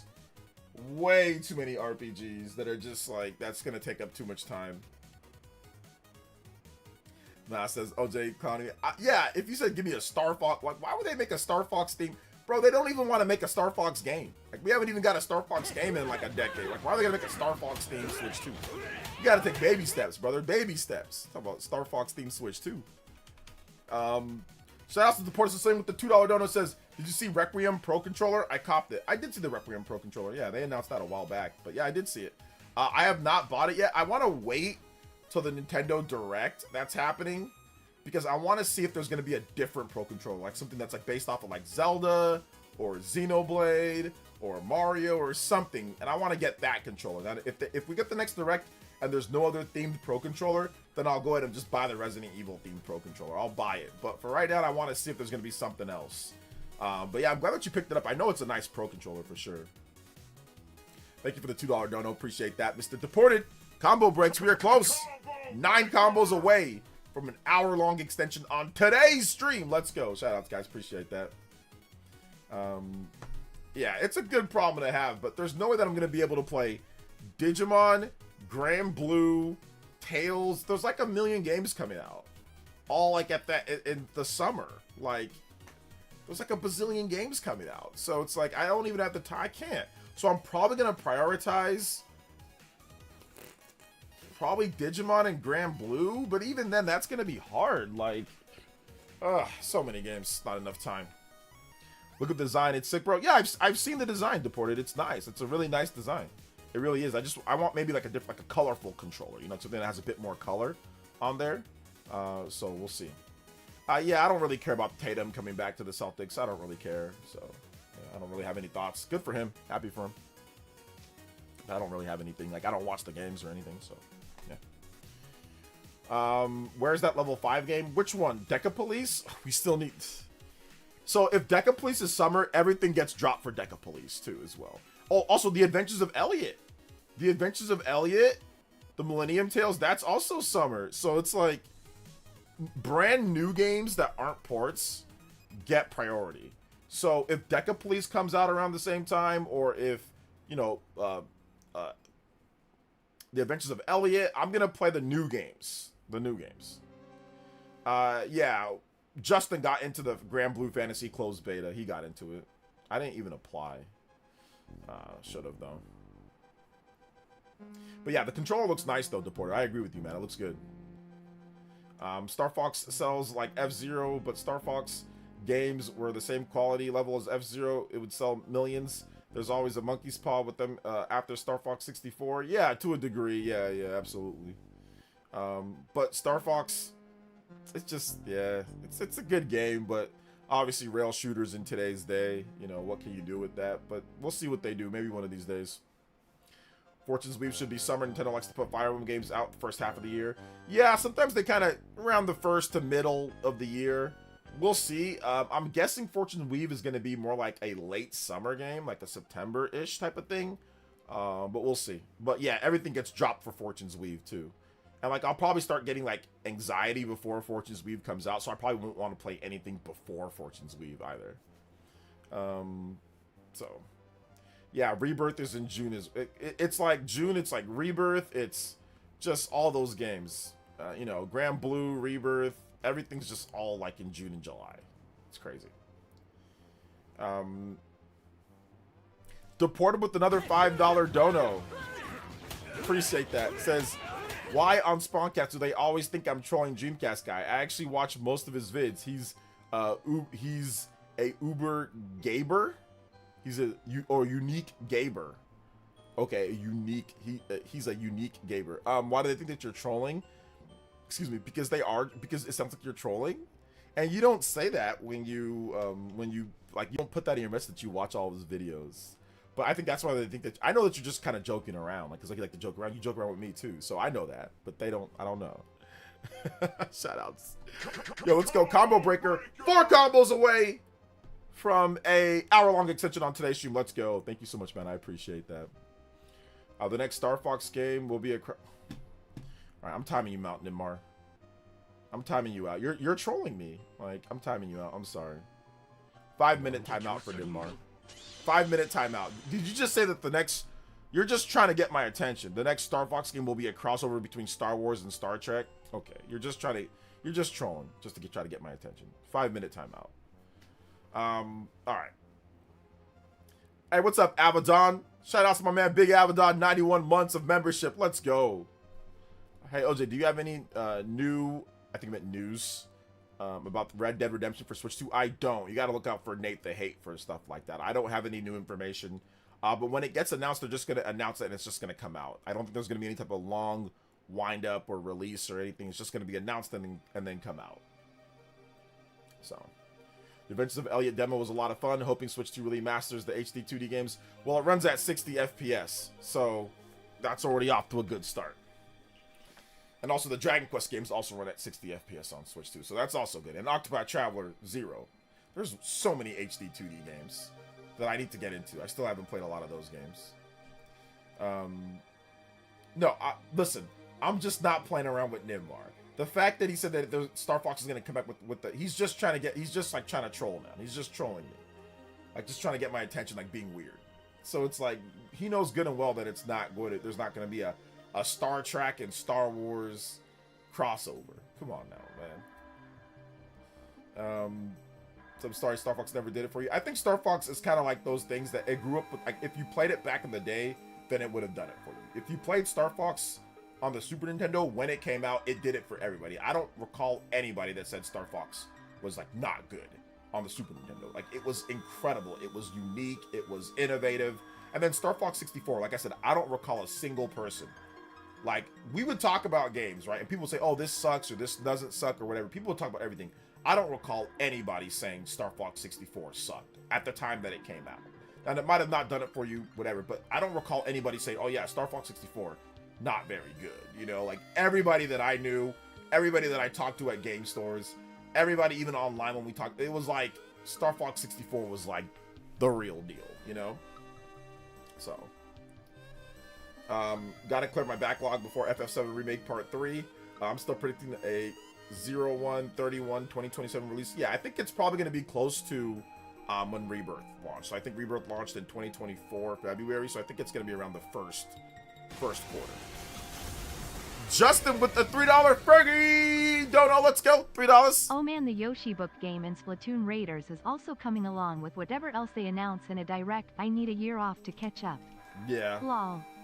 Exactly. There's going to be so much stuff that's going to be wild. But yes, Yoshi, Fire Emblem, Splatoon Raiders, the Dust Bloods. We still have Rhythm Heaven. Still got Tomodachi Life coming up. There's a lot. There's a lot. Plus all the RPGs. Like, Switch 2 is crazy, bro. It's crazy. He never said Star Fox sucked. He just said that it never did it for him, which is okay. He's fine with that. But I'm just saying, if you played it at the time, I almost guarantee you that you would have said this game is awesome.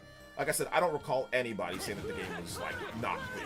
And I talked to so many people back in the day, like school, different game stores. I used to ride my bike around all across the city. I go to different game stores on the other side of town, you know, miles and miles away, just to talk to different people, you know, just to get what people are saying from, like, on a different side of town, you know? And everybody said Star Fox 64. Everybody said Star Fox, the original Star Fox, was, like, great. I don't recall anybody saying anything negative about those games, that's all. Shout out to Deport with another $5 dono. Yo, let's go. And he says, do you think DSP will reenact the May 1st anniversary to own the meme? He seems to be obsessed with owning the memes lately. Maybe he runs it back. I hope, for all of our sakes, he doesn't run it back. So, So I hope he doesn't run it back. Let's hope he doesn't run that one back. That'd be a disgusting run back. I'll just say that.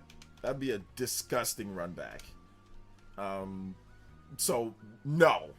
I hope he doesn't. Combo break though, and you guys know what's up next. And that is Noah and Mio flying through the skies. Let's go. Big love deported. Hey yo, we are out here stream clock cooked. Let's go. Next one up. 36 combos. Platinum streak gets the 122. We are out here. Thank you guys so much, man. I appreciate that. Appreciate the support, brothers. Brothers and sisters. Thank you so much. Those Yoshi graphics look insane. I mean, are you talking about Yoshi in the Mysterious Book? Which Yoshi are you talking about? The movie Yoshi? With Pokemon trending still, I guess there's going to be even more Pokemon slop in the future. Pokemon slop. Well, Pokemon Pokopia is not slop. It's pretty good. It's rated 88 on Metacritic, and people generally think it's a good game. So, I mean, if anything, that's probably more of it. There's going to be good Pokemon games in the future. Not slop, but hey, it is what it is. Let's just finish Pokopia's story today. Nice, nice. Did you like it? I need to fit. I'm not even at the second area. I mean, I went to the second area, but I haven't even done anything in the second area. I'm still in the first area. So, Tenchu. Star Fox on the SNES and 64 was freaking awesome. It really was. It was crazy awesome.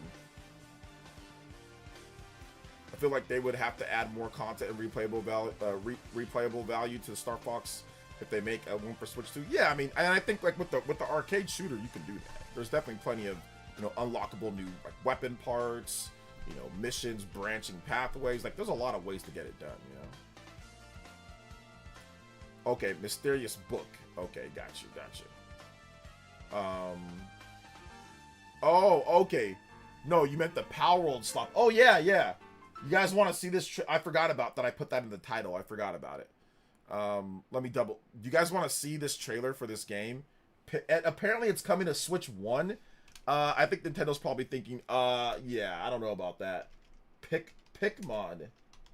Have you guys seen this before? This is crazy. It's a shameless Pokemon / Palworld ripoff. It's pretty bad. And I think the developer is called Pocket Game. Like Pocket Pair, but Pocket Game? You've got to be kidding me. I think they did this just to troll Palworld. This has to be just to troll Palworld. Like, this is insane. But anyway. Here's the trailer for the game. Let me show you guys this nonsense.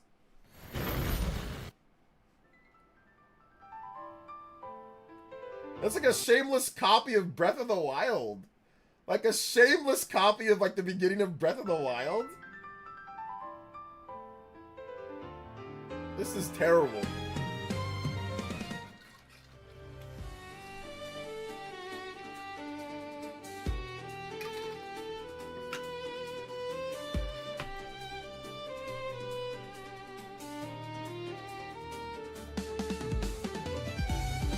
It's a bay leaf. Or not bay. What's that mushroom Pokemon from Gen 2? That's like the Embor Pokemon with those swirls. That's definitely a Pikachu. There's a Lucario right there. There's a Piplup right there. Oh my gosh. There's that Beartic or whatever, that bear Pokemon. But it's like Palworld too, though. Rayquaza, Moltres. Oh my goodness.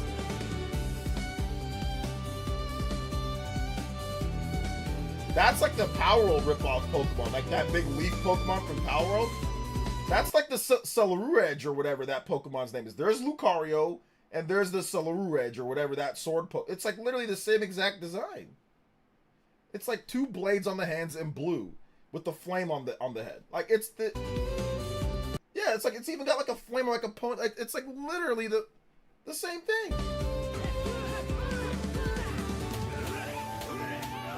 Of course, they have the Akira in there or whatever.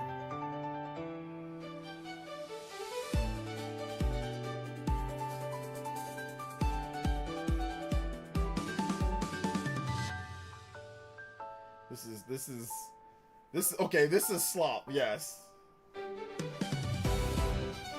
Tears of the Kingdom. It like rips off so many games. It's crazy.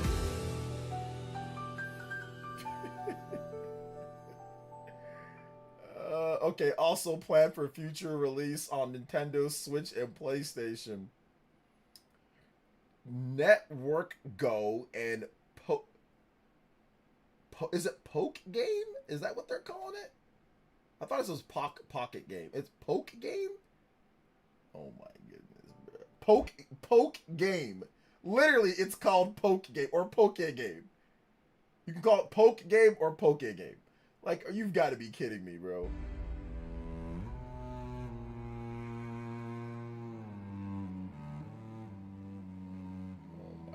Was that Akuma? Pokemon Akuma? Oh my goodness, man. This is... I'd be surprised if this game can even run on the Nintendo Switch without looking like complete... Looks like Unreal Engine 4, obviously. It looks like Palworld. Like, the graphics look just like Palworld. It has that, like, slop look to it. You know what I'm saying? Like, that Unreal Engine default asset look to it. So it looks just like Palworld graphically, but even worse in some ways.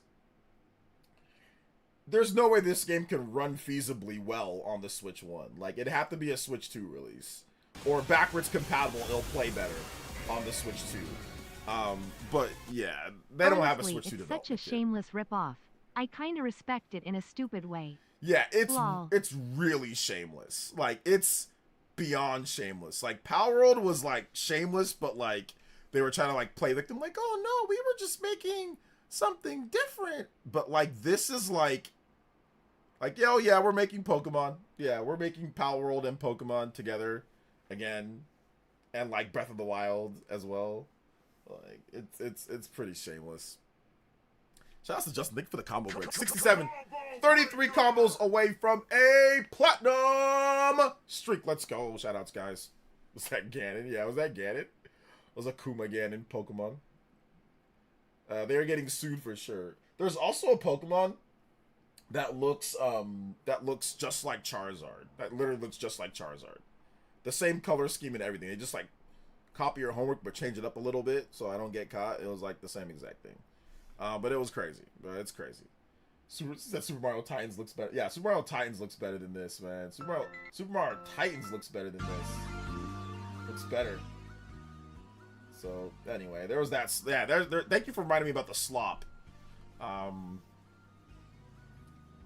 Let's see here. OJ Palworld impression, bruh.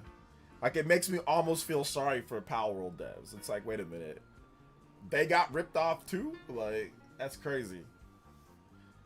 It's not even like a Temu Pokemon. What's worse than Temu? It's like a Temu Pokemon. So it's like the ripoff of the ripoff. I missed your super chat. I did. Okay, I think it was during the trailer, right? Is Pokopia good if I want to chillax with Pokemon? Yes, it's definitely good if you want to just play like a relaxing game where you can hang out with your Pokemon. You can play jump rope. You can do all sorts of like fun little activities. They play hide and seek, or you can play like questions, or they'll give you things. You can invite them to live in your house. Like, yeah, it's cool. But like I said, whether that's worth $70 to you, definitely check out the reviews of the game. But yeah, it's a fun game. You can also get them like to build things and stuff like that. Thank you so much. Very nice. At the 69, we are 21. Was that 20? No, 31 combos away from the platinum streak 122. Let's go. That's what Palworld will get for ripping that off them. Yeah, the thing about Palworld is that Palworld can't say anything. Like, they can't talk about it. And the reason why they can't talk about it because Palworld's already in their own lawsuit for potentially... I mean, no, actually Palworld's not in a lawsuit for ripping off Pokemon.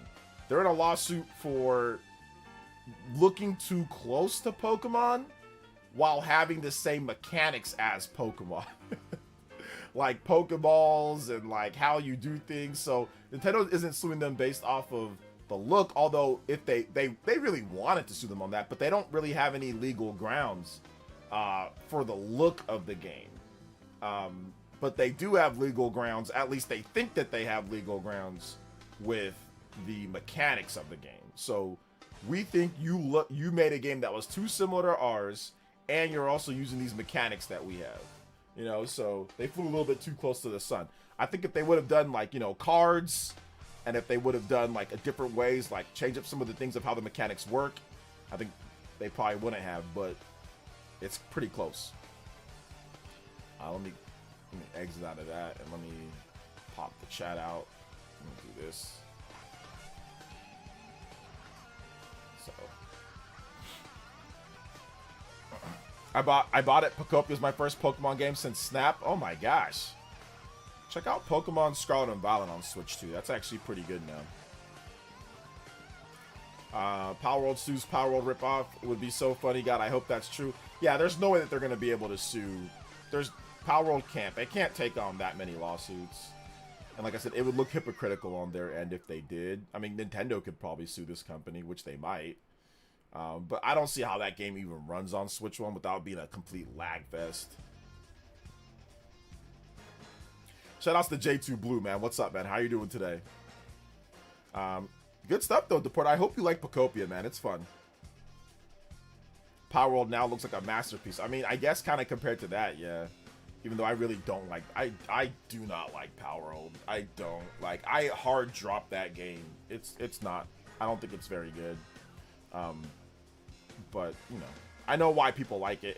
It has its audience for a reason, you know? And I get it. I get why.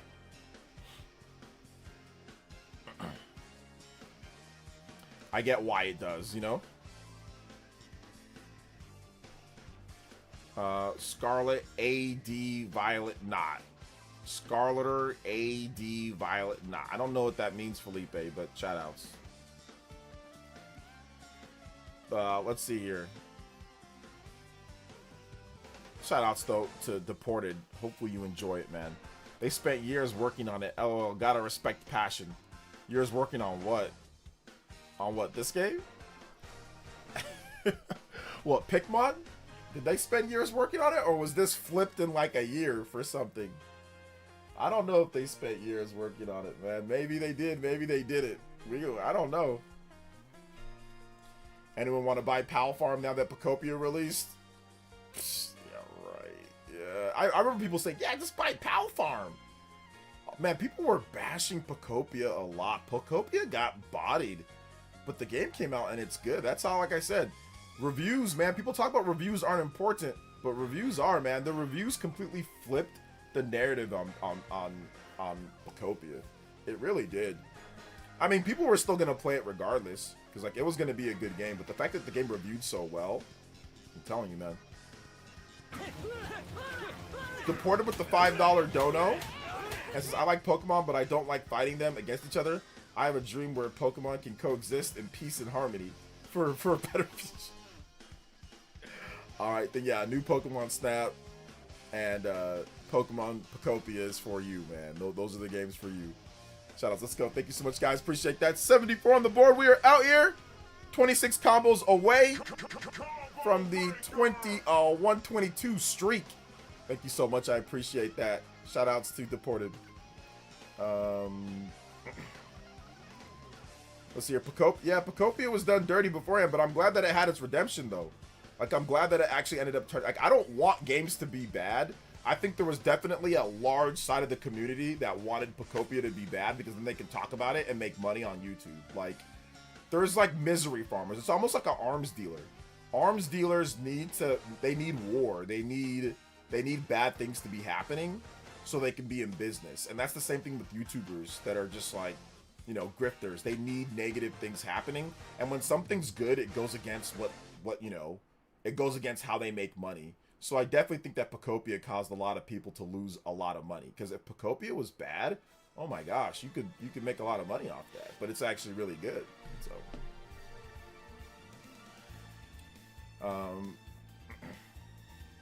Palworld is suing Palworld for looking like Palworld. Oh man. How many Pokemon ripoffs are there going to be? A lot. What's up, random videos? Welcome. If Fortune Leaves gets a 9 out of 10 score, Switch 2 haters will seethe. I mean, I don't know if they're gonna seed. I mean, I don't think Switch 2 haters care about Fire Emblem, but we'll see. Thank you, Deported, with the 5, though, man. Appreciate that. Let's go. So, OJ, there's a large group of people that are still chasing the high from Concord. They want Concord again so bad. Okay, I don't know if you're behind on the stream, Felipe, but yeah, there's definitely a lot of people that are chasing that high. But once again, there's a, I think you're talking about like people that are just trying to be negative. Yeah, there's definitely an aspect of, you know, these games failing. And if they fail, I can do well off of the game failing, you know? Like, I can make, like, Concord level money of the game failing. So, I think that's part of it, too, you know? Metal Gear Solid Delta also, sales and shipments, digital sales, top 2 million units, so not bad. Not bad for Metal Gear Solid Delta. Definitely not as good as previous, new Kojima games, but it's okay. They're new Metal Gear Solid Kojima games. They want Marathon to fail. They do want Marathon to fail. They do. A lot of grifter channels want it to fail. That's why I'm not a fan of YouTube promotes the negativity. It makes it feel like there's only a good thing or bad things that happen in gaming feels wrong. I mean, you definitely want to have a balance. Like, you don't want all positive, because like, you want actual legitimate critique and criticism and things like that, which is fine. I have no problem. But yeah, like, YouTube definitely rewards grift channels. Channels that have like crazy, bombastic titles with a lot of nonsense and personal opinion just jam-packed with silliness. So yeah, it is what it is, right? It's part of the culture now.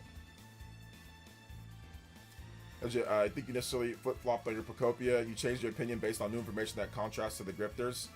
I flip-flopped. I'm gonna call it a flip-flop because I said that I don't think I want to get this game at 70 with a game key card.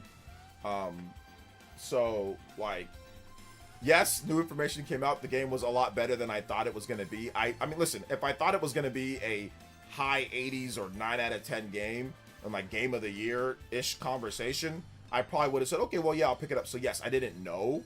But, I mean, like, I also did not want to know. You know what I'm saying? Like, I didn't research well enough. Like, okay, Dragon Quest Builders is pretty good, right? Like, I didn't do what I normally do, which is like look at some of the stuff about the game and about the development and then go from there. I simply just went off of $70 game key card and no combat.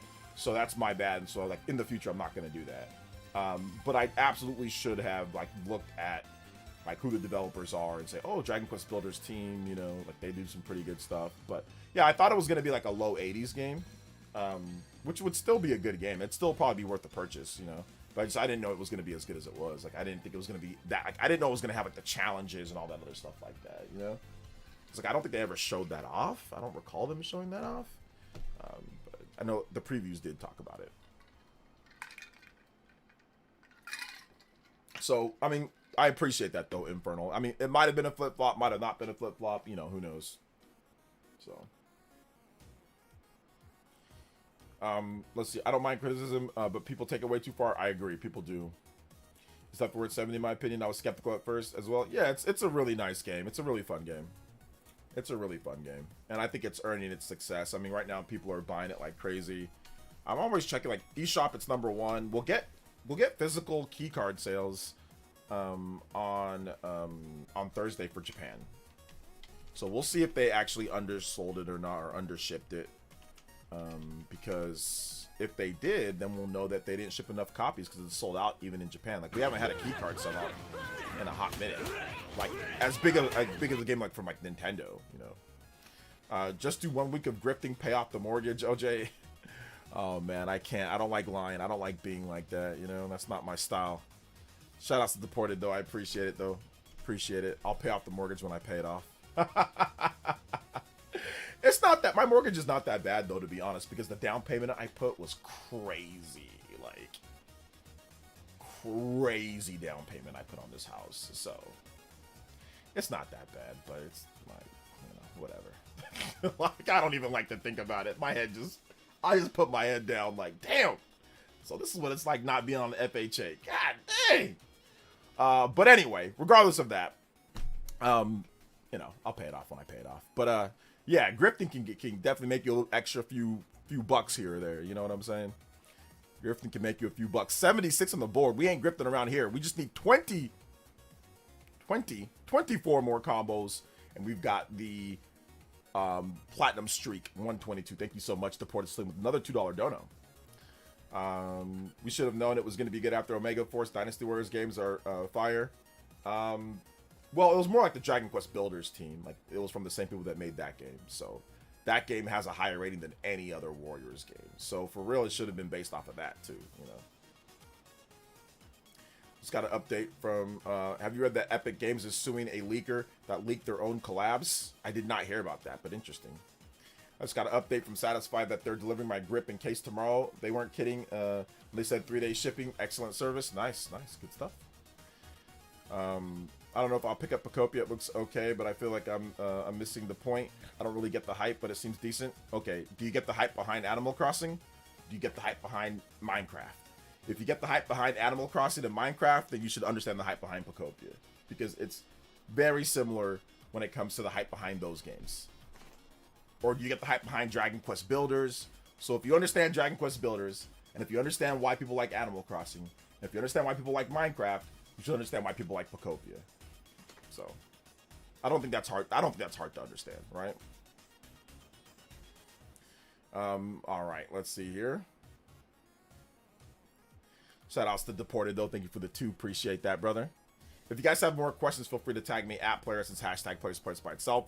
We can also talk about the new Monolith Soft game. So on my Nintendo news, why would I go off of that? That's my own page for my stream.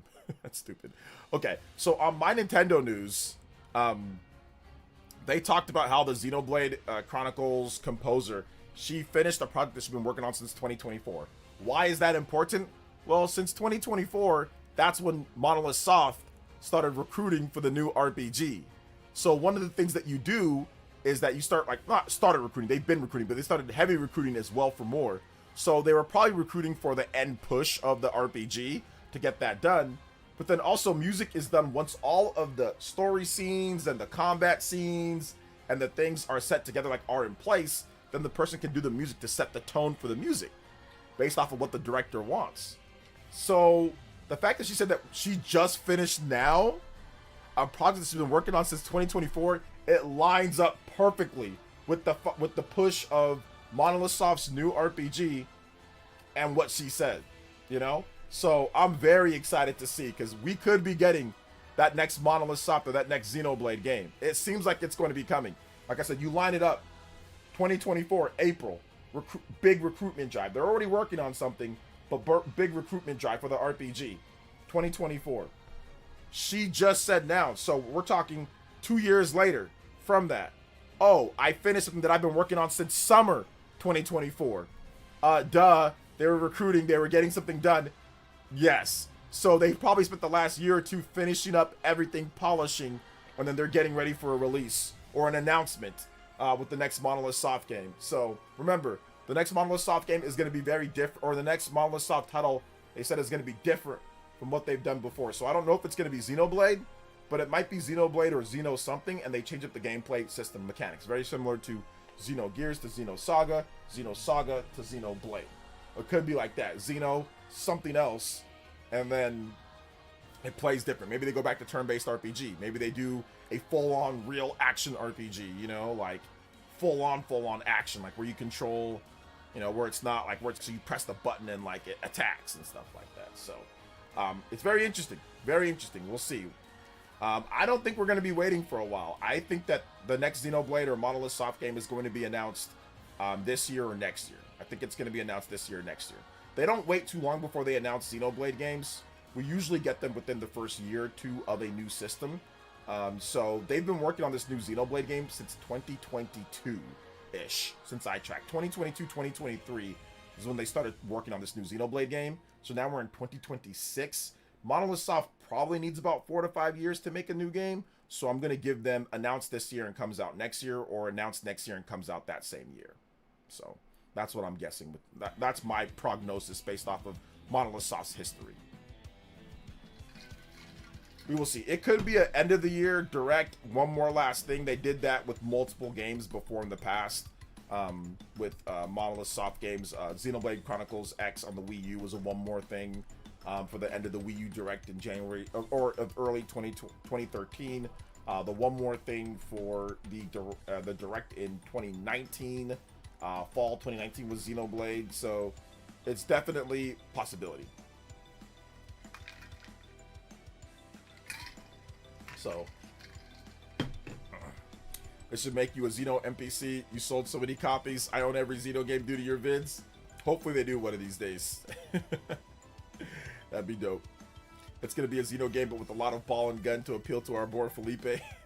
Felipe is not a ball and gun gamer. He's a, like, casual Nintendo fan gamer thingy person. Mario. I like Mario. Like, and weird games sometimes. So, yeah. Interesting. Oh, he has his own taste, which is fine, too, you know? Xenoblade 2 is the only Xeno game you dislike. I like Xenoblade 2. It just needs to run better.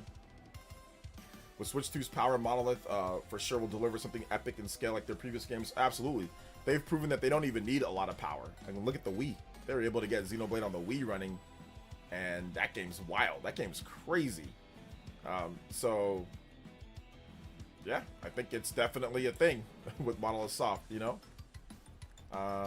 Amazon, let me go to the Amazon, sorry, let me go over here. Amazon best sellers video games. Alright, so let me see. Yeah, Pokopia is still the #1 best-selling game on Amazon right now. Switch 2 is also moving up in the overall sales. It was below Pokopia. I think it was like in the top 15 when it comes to everything. So like Roblox gift cards, all that type of stuff. It was like in the top 15, but it's actually moved up to number 5, and Pokopia's moved up to number 8 in the overall. So if you can sell as well as like controllers and gift cards and stuff like that, that's how you know that you're doing really good. So yeah, Switch 2 is number 5 and Pokopia is number 8. People are buying that what's it called? Yeah, like it's got a 10K plus bump since Pokopia. In my distribution center it says 20K plus. So that was 10K like a couple days ago. That was 10K. Now it's been doubled, and it might even be triple. But right now, you do not see the Mario Kart bundle. Right now, people are they're not buying the Mario Kart bundle on Amazon. They're buying the regular, the 449 bundle, or like the 449 Switch 2. The Mario Kart bundle is still there, but it's on back order. So if you order it, you won't get it until March 15th to the 18th. According to Amazon, whereas the regular one, that's the one that everyone seems to be buying now. Before it was flipped, it was everyone was buying the Mario Kart World bundle, maybe because it was more abundant. But it does seem like that is starting to get phased out a bit, and now the regular bundle is doing, because if you add up, you know, obviously it says 10K plus bought here in the past month for my distribution center, and then the 20K plus down, so you're looking at a pretty good bump up with people buying it, based off of just, like I said, small sample size in your area's distribution center. You know what I'm saying? So not bad.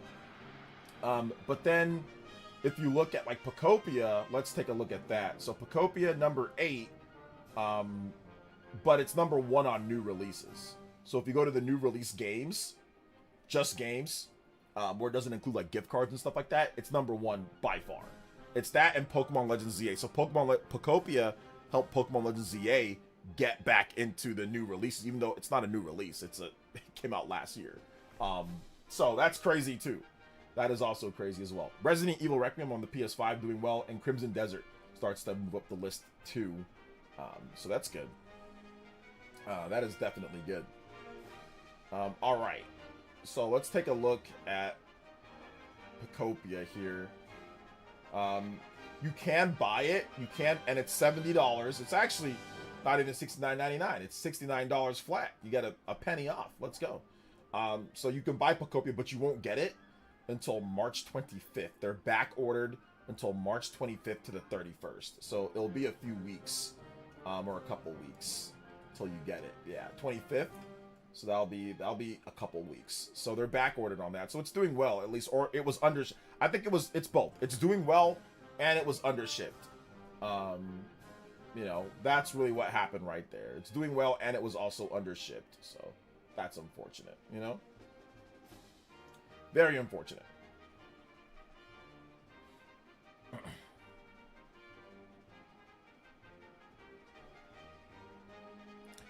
That is the according to some Nintendo YouTubers, the next Model Stop game, Ocarina of Time remake. Okay. So do you mean Felipe is a casual noob gamer? Somewhat. Not completely, though. Xenoblade 1 was a technical achievement on the Wii. It's crazy how much they squeeze... I like this music. It's the Xenoblade. It's the Xenoblade new information music, or it's the... Yo, it's hype. We talking about something dope music. Hey, what's up, Chuck D? Welcome to the stream, brother. How you doing today? You think since Monolith worked on tiers, they can use some assets like the world, combat, overworld, and underworld? What does that mean, writers? I don't know what that means. Like, for what game are you talking about? Let's see. I just want Fire Emblem Fortune's Weave Direct and a release date. I think the game is coming sooner than expected. I think they'll probably be at the next Direct if they do one. So they'll do one for Fire Emblem will be in it. The Switch 2 theme, yeah, the Switch 2 theme. Fire Emblem Fates is like the Japanese. Well, wait a minute. I can't say that it's a Japanese version of the Guile theme because Guile theme is Japanese, but it's the RPG version of the Guile theme. It goes with anything. Fire Emblem Fates Road Taken Roar. It goes with anything, bro. It goes with anything. Shoutouts to Road Taken. Shoutouts to Fire Emblem Fates. Okay?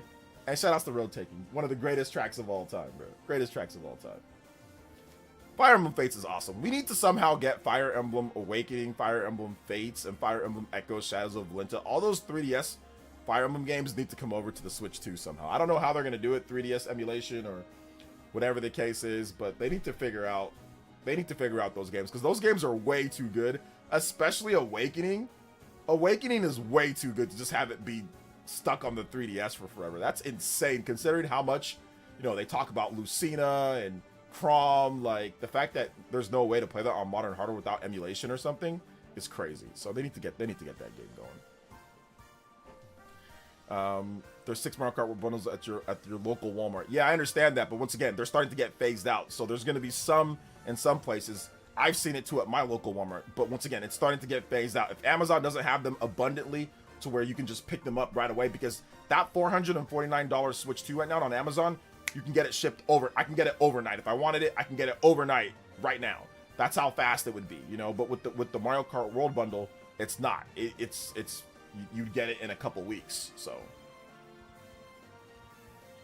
Astrobot exclusive sold more than Metaphor.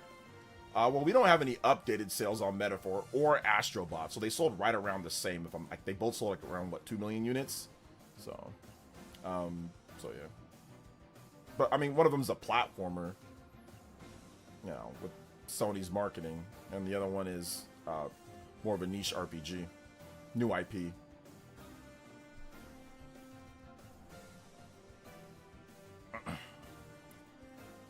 I think they both kind of undersold, to be honest, considering how good both of those. I think they both definitely did not do as good as they should have done. How about that? That's probably the better thing to say. Fire Emblem Fates, my first Fire Emblem game. Oh, that was your first one? Oh man, that's awesome though. Fire Emblem Awakening is still it's like the GOAT to me. Fire Emblem Awakening, Fire Emblem Path of Radiance, that's great, but Awakening is still that's my GOAT, man. That's my GOAT. 2.3 for Astrobot last reported. Yeah, I think the last report for Metaphor was 2 million for Metaphor, so they're right around the same.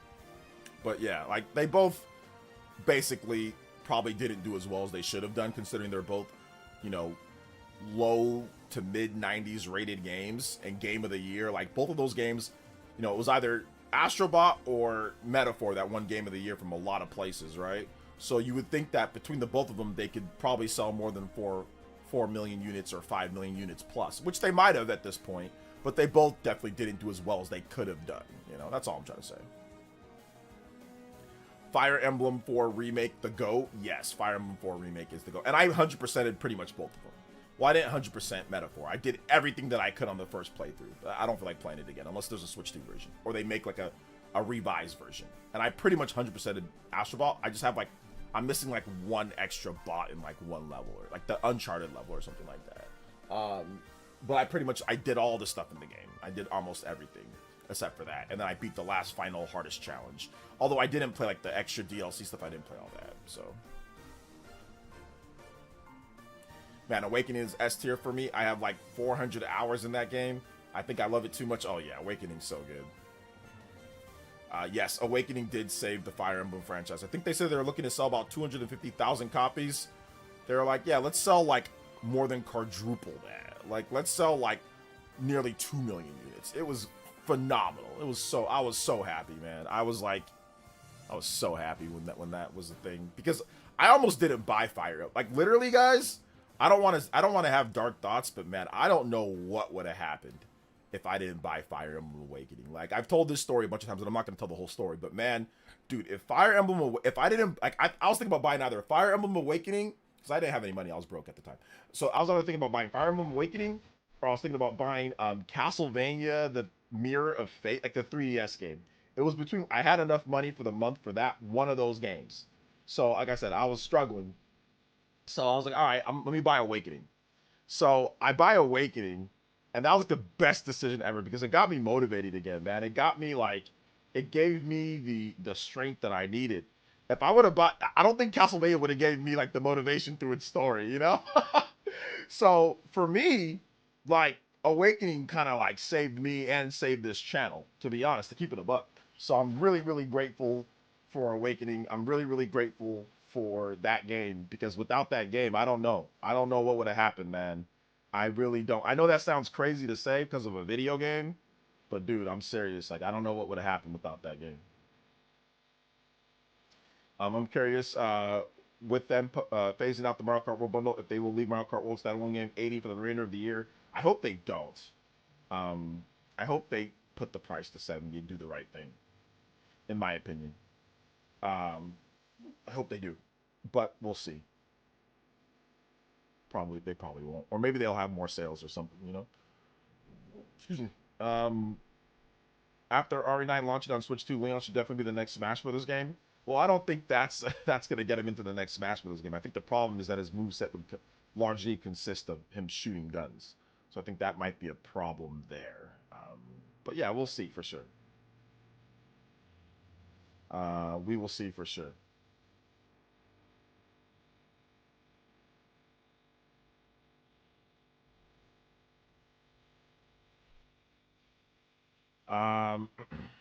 I'm gonna have to scrub this too. This is gonna be copyrighted, but that's okay. Dynamic pricing, folks, coming to an eShop near you. Well, the Sony dynamic pricing, now that this dynamic, like, sometimes the pricing needs to change. I'm skeptical. Nintendo don't lower prices. Exactly, they really don't. They don't lower prices when it comes to games and all of that. They don't have sales or lower prices. So yeah, I agree. They don't ever when it comes down to that. So that's the thing. That's the thing. No, they actually do. They have sales and deals. They're doing a Mario Day sale coming up, or actually, the Mario Day sale is already actually going on right now at this point. So yeah, they've lowered the price for certain games and stuff, but we'll see. Don't forget the roundhouse kick. Yeah, that's only after you've shot them in the legs a few times or something. So you've got to shoot them in the legs in order to get the roundhouse kick. Nintendo does not do permanent price cuts. I think they'll do occasional Black Friday bundle. Occasional, yeah, that's probably the most likely would be an occasional Black Friday bundle. That would probably most likely will be every Black Friday. Oh, here comes back the Mario Kart World bundle. But yeah, they really don't do price cuts. They do sales, but they don't do price cuts on games really anymore. Ever since like the Nintendo Selects situation, which all companies don't really do Nintendo Selects anymore. Like Platinum Hits or Greatest Hits or all that. All the companies got rid of that. So never say never. Never say never. You think we could get a 3D Mario bundle? It's definitely possible, for sure. Definitely possible.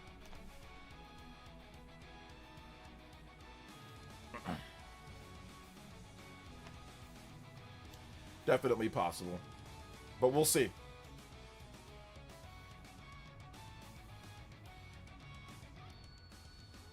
Leon also uses knives and axes a lot. Yeah, he does, but once again, like, I don't think his moveset's going to consist of him using knives and axes. Like, it'd have to be a predominantly gun-based moveset. So that's the reason why I don't think Leon can be in there. Now, will he be in there? Maybe. Once again, he could be. We just have to wait and see, though, guys.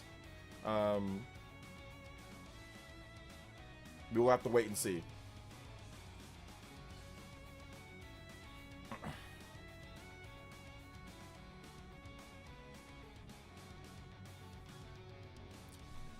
Let's see. Xbox learned the hard way with Game Pass.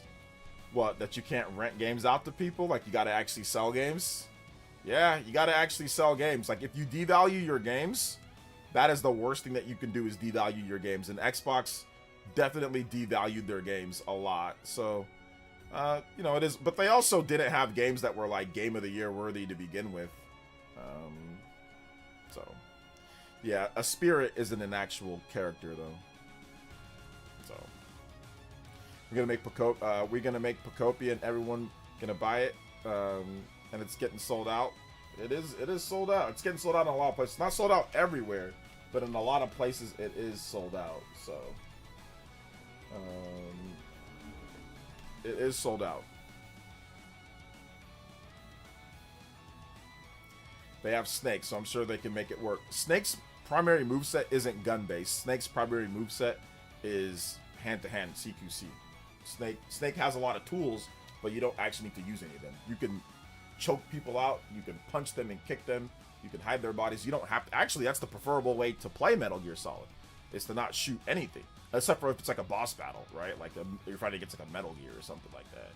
But Snake's his actual real moveset is sneaking around and stealth and like choking people out and like putting them to sleep and hiding them. That is the real moveset of Solid Snake, is his hands. Have you guys played Metal Gear Solid 3? Come on now. Have any of you guys played Metal Gear Solid 3? Do you guys not know like what the boss says to Naked? Come on now, man. Y'all serious? He's not Snake canon-wise? Sure, Snake knows how to use a bunch of guns and stuff. But canon-wise, Snake is deadly with his hands. And he can fight he can beat anybody up. His primary way is CQC. It's close quarters combat. Disarming people, knocking them out, and hiding their body. That's what he really does. Like I said, you can shoot, but if you play Metal Gear Solid, it's just like a shooting game. That's not what it's supposed to be, you know. So, well, listen. Without oh my gosh, no, we can't. I'm gonna get freaking copyrighted. Without getting into spoiler territory here, the clone of him or not, it doesn't matter. Snake as a character, him, boss, all of them, regardless, it's CQC. Regardless.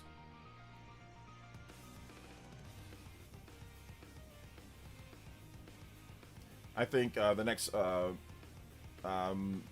Monolith Soft could be a Xenoblade adjacent, not a full-on sequel, but within the same universe. Yeah, that's what I said. Like Xeno something else, right? They all can be, like, every single Xenoblade game can technically be considered a branch of each other. Like, you can theoretically say Xenogears, Xenosaga, and Xenoblade are all of the same, right? Actually, you can factually say that with Xenosaga. Xenogears, you can too. You definitely can with Xenogears. It's just a little bit harder to connect it, but it's absolutely on the same timeline, right? Now, universes and stuff like that, that's obviously debatable with universes, but timelines, the conduits, you know, certain powers, things like that, all kind of come from like an original source. If it starts with Xenogears, there's a long theories and timelines about this type of stuff.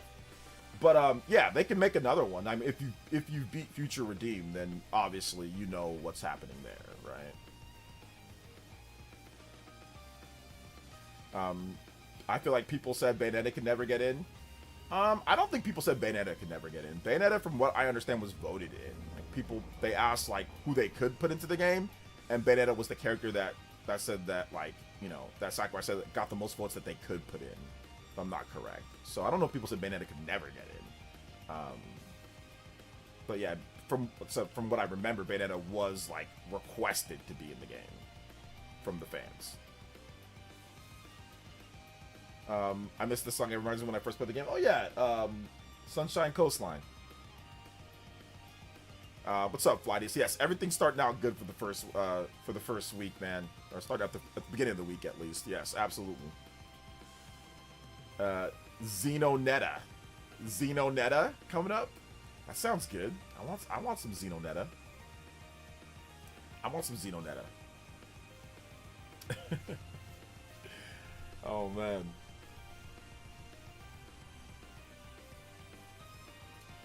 Gotta wait for a restock on Pokopia. Went to 5 retail chains and they were out, but Brothership was. Imagine going to go get Pokopia, but then Brothership is there. It's like that's a huge downgrade. At least on Switch 1. Sora was technically the most voted, but they couldn't put him in at the time, so Bayonetta was the runner-up. Yeah, there you go. So Bayonetta was the runner-up, but then they ultimately ended up getting Sora in the game as well. So that's cool, you know. I could possibly see. I could possibly Master Chief get into Smash. I don't think so. No, but I mean, if he does, that's cool. But I don't think he will. But you never know. I think they can make up something for Samus. They could do for a Resident Evil character. I think they can make up something for Samus. Make up something for Samus. How did they make up Samus's moveset? I don't think they did. I mean, her moveset is pretty much like they did in there. But Samus doesn't shoot guns. She shoots beams. So it's very different. Like shooting like a charge shot, you know, and all that. That's very different. But like she has screw attack. She has morph ball. She has the bomb, the morph ball bombs. I mean, she runs like she runs in the game, you know? And she kicks and stuff. I mean, that's the stuff that Samus would look like she would do. But I don't think they really had to think too hard about her moveset. I mean, it's just make her punch and kick and she shoots beams and she shoots missiles. I mean, she shoots a missile, she shoots a super missile, she has a grappling hook, she has a screw attack, up B, she has a morph. I mean, it's the same moveset that she has, but once again, that's not the same as like actual like real IRL like guns. She has like beam guns and like alien weaponry. That's different. I thought the most voted anime character. I thought the most voted was the anime character like Goku. Well, yeah. Once again, the most voted character they can put in, they can't put anime characters in the game, so they don't put anime characters. They can't. So yeah. So I think like I said, I don't know. I don't think they made up a moveset for Samus. Like they used her moveset from the games. Like they used, like I said, she has a charge shot. She has a super missile. She has a regular missile. She has a screw attack. She has a morph ball. You know. They actually didn't use all of her stuff. Like, there's more stuff that they probably could have used that she has, like her like certain like flame shots and things like that. So yeah, they didn't even use everything. My ARC phone was bugging. Yo, what's up?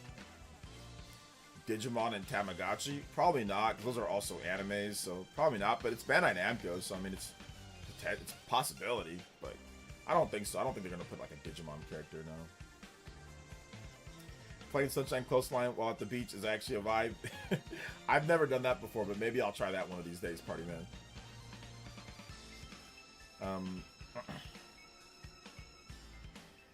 They made up Zero Suit Samus's boot. They did not. They did not. Zero Suit Samus in her game, Metroid Zero Mission, she has like that whip thing that she has, and like what she does that in the game. What you mean?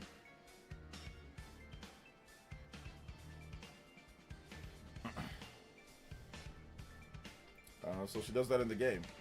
Yeah, I think his phone is bugging right now, Lord Arceus. Sorry about that, brother.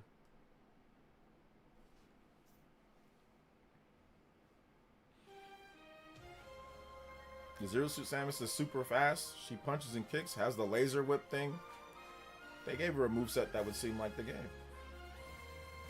I take Crash Bandicoot in Smash. I was really surprised he never made it in Ultimate.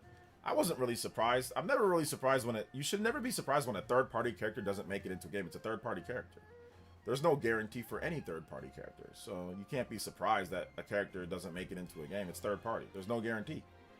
There's no guarantee that Crash Bandicoot or anybody is going to make it in from a third-party perspective. So that was on you, Minmar. But yeah, Crash Bandicoot could make it in. It would be nice, like, to have Crash, like, if Crash Bandicoot was in the game, that would be dope. Having Crash Bandicoot, Pac-Man, Mega Man, Sonic, like that's wild to have all those characters, right? And like Steve, Minecraft, like to have, and Crash Bandicoot, that's like, that's crazy. That'd be dope, right? But he wasn't in.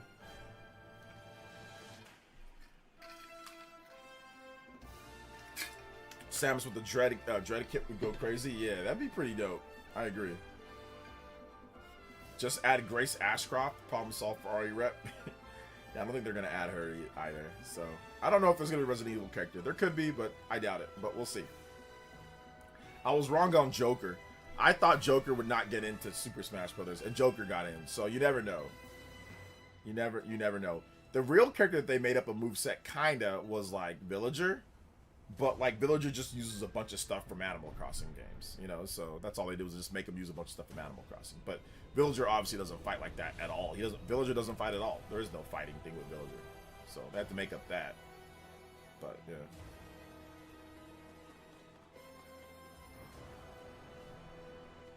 But yeah, Goku's never getting in, guys, at least not with the how things are currently constructed. Goku can't get in. So it's going to have to be through some other means or some other stuff. It's really only video game characters that can truly get in, you know? At this point. So we'll see.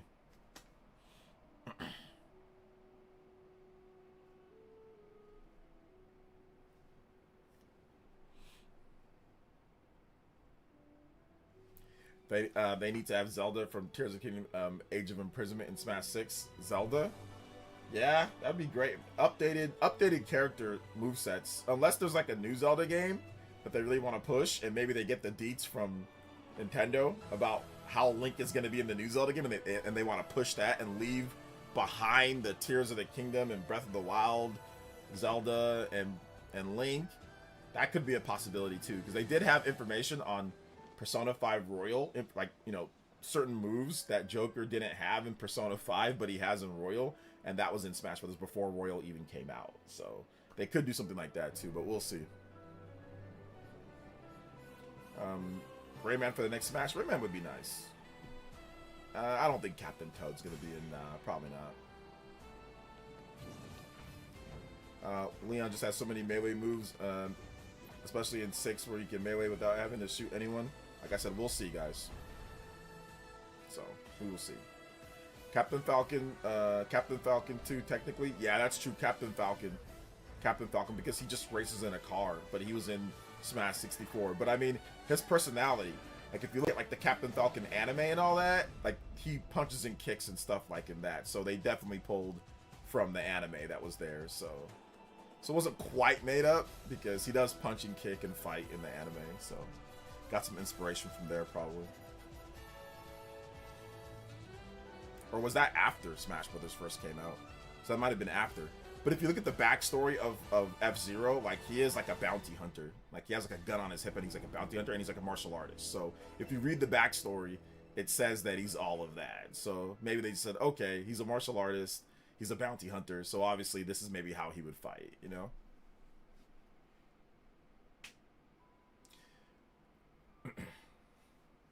Need my Magnamalo boss rush mode. Magnamalo boss. Oh, like in Smash Brothers? Okay, that'd be interesting. If they did like with the Rathalos or whatever. I think they will add Chosen Undead from Dark Souls because they would fit a unique gameplay archetype. We'll see. We will see. Samus with the Dread Kit would be awesome. Yo, Samus with the Dread Kit would be super cool. I'd be down for that. I'd like to see that. I'd like to see that a lot, actually. Like I said, unless they want to move to a different, you know, different version of Samus. But I think Samus with Dread Kit is good. Like, even if they have like a different Samus that's like she can do other stuff, a Samus with Dread Kit would be just so lit. That'd be so lit.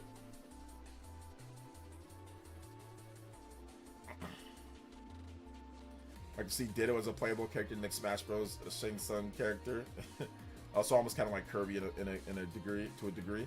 Yeah, people are talking about Ditto being a character in the next Smash because of Pokopia. That's definitely possible.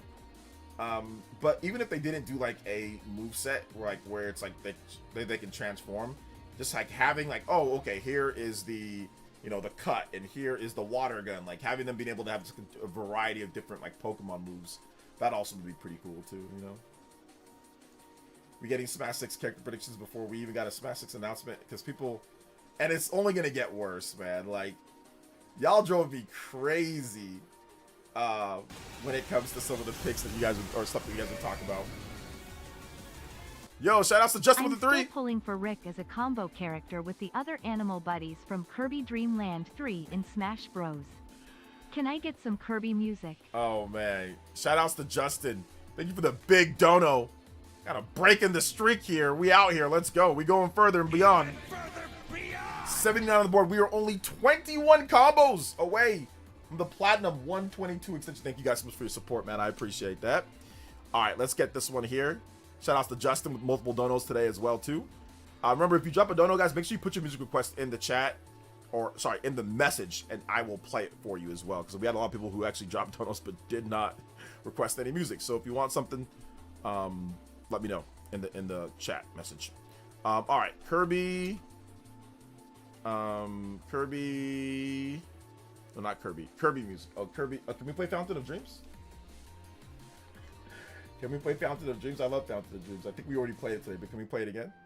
Play it again. 79 on the board. Let's go. Dude, Smash is awesome, Nick. I don't know what you are talking about, brother. Smash is awesome. It's so good. It's so good. It's like one of the best, if not the best franchise Nintendo has is Smash Brothers. Some people talk about characters they want in Smash more than actually playing the game. It's hilarious. That's true. I'm almost positive Ninmar has talked about characters that he wants more than he's played Smash. Ninmar, how many hours do you have in Smash Ultimate? Like, I need proof of this. I need you to tweet at me your hours in Smash Ultimate. I need to see it. I need to see it. Look at me asking for Pyramithra back in Smash Ultimate days and got him added. I remember I made a video about that too, man. I made a video, was like, yo, check this out. Like, I think I said Rex and Pyra could be in the game. Like, I thought that they could get in like another Xenoblade character. I was so happy when that happened. I was like, oh my god, Pyramithra. It was awesome back in the day. Oh, I'm over it. Bruh. I don't know. How could anybody have that? I don't know, man. It's too good. Smash Brothers is too good. It's packed full of content, characters, great gameplay. It's just, Smash is awesome, bro. It's awesome. If there's any franchise that is great, it is Smash Brothers. The music, I mean, can we talk about the music? Bruh. The remixes? Can we talk about the stages? Can we talk about... There's too many good things about Smash. There's some bad things, but there's too many good things about it. It's too good. Let's see. I think the discussion on Smash with the roster can get tiresome, but the anticipation for Smash and reveals the second to none. Yes, I agree. The Smash roster can get tiresome. People, it gets... I got tired of it, you know? I love Smash. Not great at it. I think personally, I think there's a correlation between people that don't like Smash and how good they are at it. I think Smash is significantly more difficult to play than people are willing to lead on to believe, because it's so simplistic. But I think the big thing that gets people like angry with Smash Brothers is like the falling off the stage. That's one thing that I noticed, that for like a lot of people that, you know, don't like Smash, because obviously the controls are great, the gameplay is great, the character roster is great, the music is great, the levels are great, the attention to details. Like, there's nothing bad about Smash Brothers. Like I said, unless you get the technicalities. You know what I'm saying? And I think that's really where it comes down to, is that people just really aren't that great at it. You know? And I think that's where some people are like, oh, well, that's why I don't like it. It's just they can't learn to play the game effectively. So yeah. Yeah, a lot of people don't know how to recover back onto the stage, and that just makes them like say, I don't like this, or it just it's not my type of game, because it's hard to recover back onto the stage. And I found that out firsthand. Like when I would play people like in the Smash 4 days, like they'd be like, I hate that, or like when people start like predicting what you do, and like, why can they know what I'm doing before I do it? Because you go into pattern play before you even know it, you know. So yeah. You should look at Super Smash Bros. Subreddit, which, no, I need you to tell me I need you to tell me how many hours you have in Smash Bros. Ultimate, Nimbar. That's what I need you to tell me. I didn't ask you to look. Don't ask me to look at subreddit. You need to, Nimbar. You need to do what I ask of you first. I ask you things and you don't even do them, but you tell me to do things and you ask me questions a million times in the stream, and I get that. But okay, now I need you to do something for me. Since I answer all your questions and I respond to everything you say, I need you to actually respond to what I ask you. I asked you, how many hours do you have in Smash Ultimate? That's all I'm asking. So please answer the question. Don't just keep stacking questions on top of things. I need you to answer that for me. Like I said, I answer all your questions. So I need you to answer mine. I love Smash 3v3 Smash session with CPUs. Loving it. Shout out Hyper Bison. Let's go. You say there's no bad game in the franchise. You could say Brawl, but I can say that's a solid game. There's no bad game in the Smash franchise. Even Brawl, there's still no bad game in the Smash franchise. I hate the random tripping, but it's still a good game. Yeah, the thing about Smash Brothers feeling repetitive, I can understand why Nick would feel that the game is repetitive. A lot of people feel the same way. And the reason why they feel that Smash is repetitive is because there's not a complex move set in the game. It's very simplistic. But the thing why Smash Brothers makes it to where it's not really repetitive is, one, every game can be different and random. So if you're playing it from a casual perspective, it's not really repetitive because you're gonna have items on. There's like a bazillion different items. You're gonna have assist trophies. Every game is gonna feel very different when it comes to Smash Brothers. If you play random, right? If you just play with random friends, it's not repetitive at all. There's too many stages, too many combinations, too many whatever. So it's never really gonna feel repetitive in that sense. But where it can feel repetitive is that if you have a limited knowledge of how Smash Brothers actually works. If you don't know how to play the game, or if you're not good at the game, or if you don't practice the game, it feels very repetitive. So I see where that's coming from. I've heard that complaint from, I think Sean has also said that, and I think John also thinks very similar type of things. I think Miss Click has also said something similar to that. It's because they don't really know how to play that well. Now, if you're good at the game, or if you take the time to learn to get good, there's so many little things that separate people that are good from people that aren't. Even still today, Super Smash Bros. Melee is decades old, and there are still new little things and techniques that people are learning in today's day with Melee. That game is like 20-something years old. Now, Ultimate, not so much in terms of the discovery, but people are still doing crazy things in Ultimate. They're still finding out things because there's so many characters, so many matchups, so many stages, so many items, so many everything. It's hard to really master everything, but if you just go there and press the A button, right, over and over, and just like do your special, it's gonna feel very repetitive if you don't want to learn, okay, how do you short hop? How do you like reverse pivot back air? How do you, short hop fair? How do you do like all these other little things, right? What's the recovery timing, lag timing on this move compared to this move? Okay, how much hit stun does this have? What can I do? How can I recover faster off the ledge? How do I hold my jumps and which one's my best? Like all these little things that add up that make Smash like super competitive, right? But for most people, 99% of people that play Smash, they're never going to learn all of those little things that really make Smash unique and make it feel different every time you play. I stopped playing Smash not because I got bored of it. I stopped playing Smash Online because I freaking hate the online play. If it was local, if Party Man lived next to me, one of these days, I gotta have a house next to Party Man. One of these days, I'll buy an apartment next to where Party Man lives somewhere, right? Or Party Man, we'll get somewhere where we can hang out in the summertime or whatever. We can all kind of chill and hang out, right? We can get a place like somewhere cheap, like Ohio or something like that, or like Idaho. We buy a cheap place and we can hang out. I would play Smash Brothers all the time. I would have never stopped playing Smash Brothers if I can play it local. If I can, like, when my son grows up and he can play, dude, we're gonna play Smash Ultimate we're gonna play Smash Brothers game as he grows, he can actually play games. We're definitely gonna play Smash Brothers together. I would have never stopped, cause local, it's incredible. It never gets old, Great. That's it with the 20. You OJ, great Monday. Let me come through with the big swing for the limit breakers. And also only the strong survive in Smash music request F0GX any track. Yes, sir. Yes, sir. F0GX any track. 100 on the combo board. your limit break, boys and girls. Let's go. Vatson coming through with the save.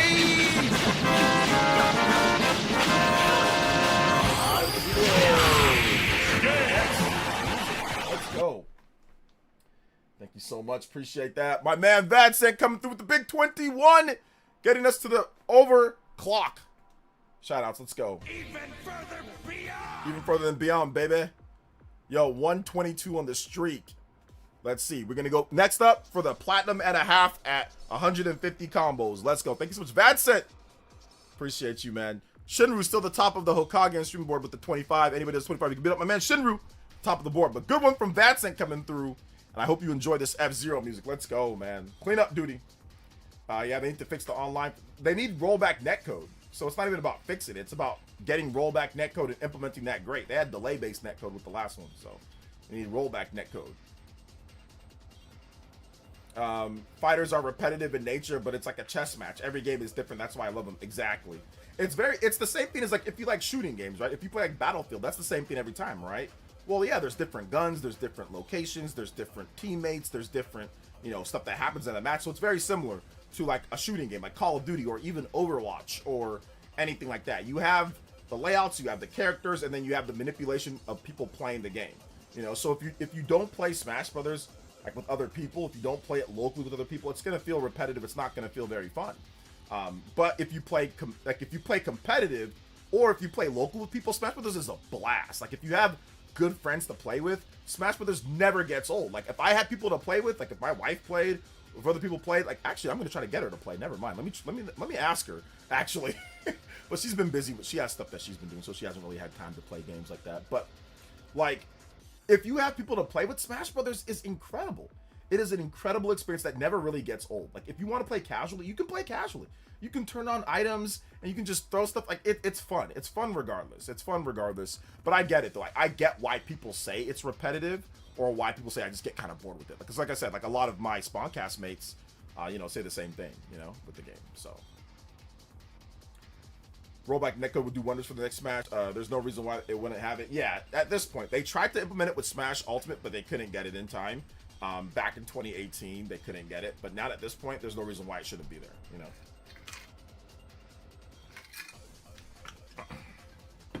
Yeah, the tripping mechanics sucked. I still love Brawl, though. I still love Brawl. Brawl was still great. Squad Strike and Smashdown were so fun locally. Can't online can't relay the same euphoria. Exactly.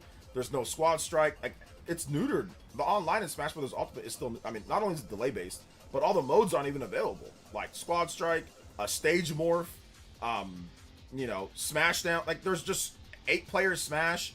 Like there's so many modes and gameplay options in Smash Ultimate that aren't even available online. You know, local is so much better. Local is just so much better. There's the input delay is gone, the lag is gone, the smoothness. I mean, they still have the buffer input delay, but any of the online input delay is completely gone. All of the you know, the lag and like the not feeling great, that's all gone. You know, and like you can play around with so many different characters. You know, it's just so fun, man. It's so fun, like local. I have not played Smash Bros. Local though in a hot minute. Like the last time that I played Smash Bros. Local, like I think was with Party Man. Like the last time that I played against somebody else, that was at Too Many Games. That was in 2022.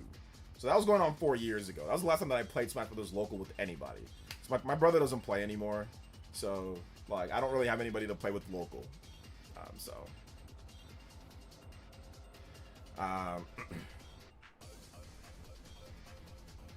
Let's see here.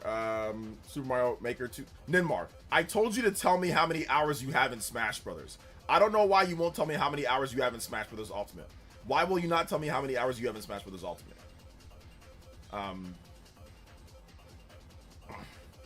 But yes, Mario Maker 2's online was laggy. Let me fly you out there. I got you. Man. Like I said, I need to play low. I hope that if the next Smash Brothers game has rollback netcode, we'll be okay. It's like we played. What did we played? What's that one game that we played all the time? Party Man. That you got scared that you didn't want to get bodied by Nakata Void. Multiverses. Remember Multiverses with me and Dark Sucrown? We got absolutely obliterated by the Cat and Void. Oh my gosh, bro. Goodness. Did I ever? No, I played the game again. I actually played the game after that. A lot of you guys quit. Party Man got so scared of me getting waxed, he quit and never came back. Party Man quit and never came back. Dude. I actually played it again afterwards, and then I played it again like when they, for some reason, they switched to Unreal Engine 5 or something, and it felt terrible, and the characters looked too big, and like they just completely messed up the game. I mean, it wasn't as fast, like it just felt weird. So, but I played it again, and I tried to get into it, and it just wasn't good. It just wasn't good. So I dropped it. One Me Game Deals. Thank you for the 3 months tune in tier. Appreciate that, brother. Thank you for the 3 months. Yeah, Multiverses, bro. Let's see. I didn't get destroyed, so I came out on top. Party Man was so scared to play against the Cat and Void, he ran away from. Wait, there was like a tournament, guys. For those who don't remember, like I think it was in 2024 or was it 2023? I forgot exactly when. I think it might have been. I forgot exactly when. It was either 2023 or 2024.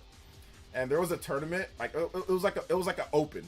It was like a challenge to the Cat and Void. They were like the Multiverses champions in Evo. So there was like a challenge, and they were like, "Oh, okay, if you play, you know, if you beat them, or if you get like around, like you can win like $100 or something stupid." So then I didn't play to win the $100. I didn't care. I didn't think I was gonna win, but I thought, oh, like, you know, let's just play. Like, we really like the game. Let's play. Let's get into it.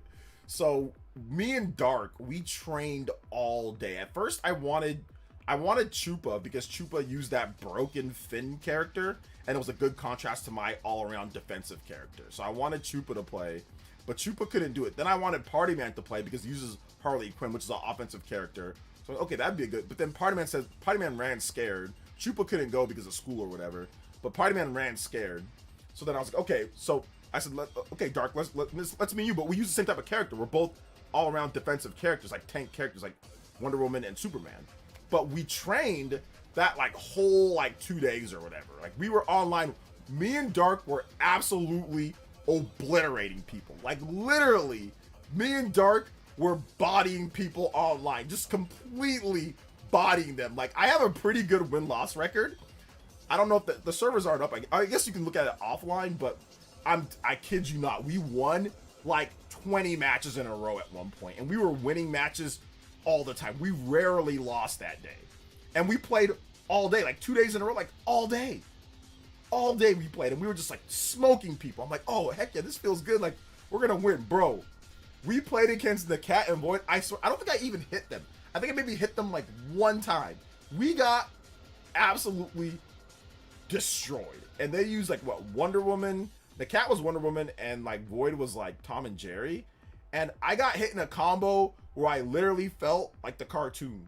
Like I felt like the cartoon character. Like I'm getting baloney, bowling balls, ping pong, like rockets. I'm just getting juggled in like Tom and Jerry nonsense.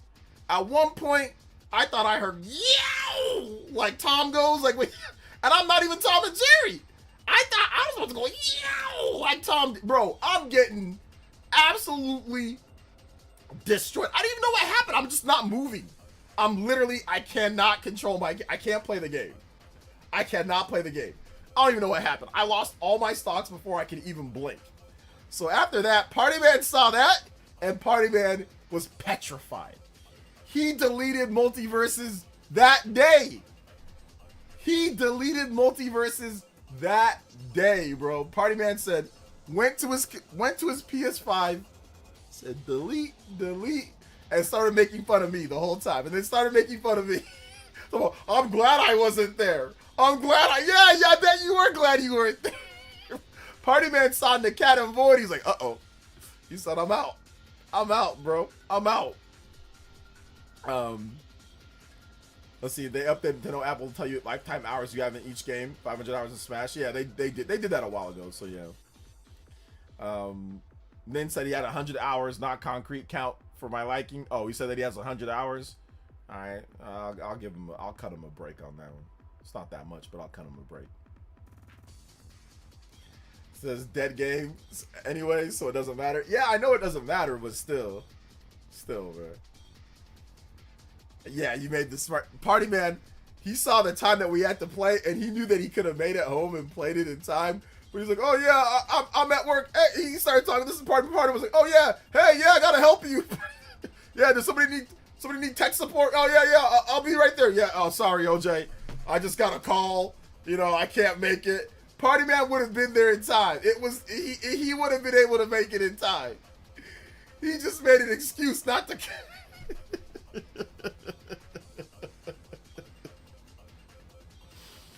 Oh my god. He just made an excuse not to come, bro. Party man had to fake work, bro. He had to fake work. It was crazy. I really wasn't gonna.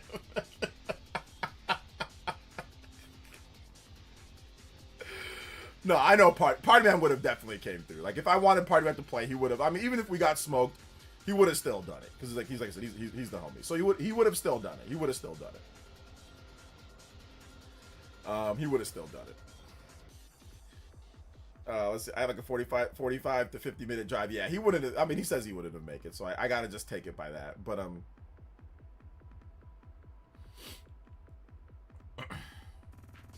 But yeah, that's it, like I said, it is what it is, you know.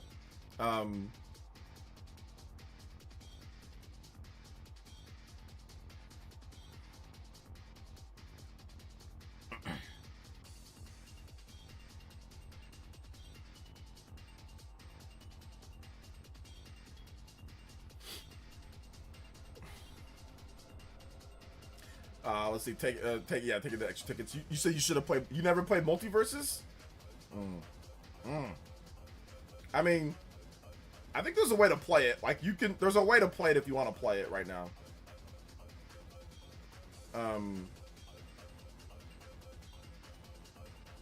There's definitely a way to play it if you want to play.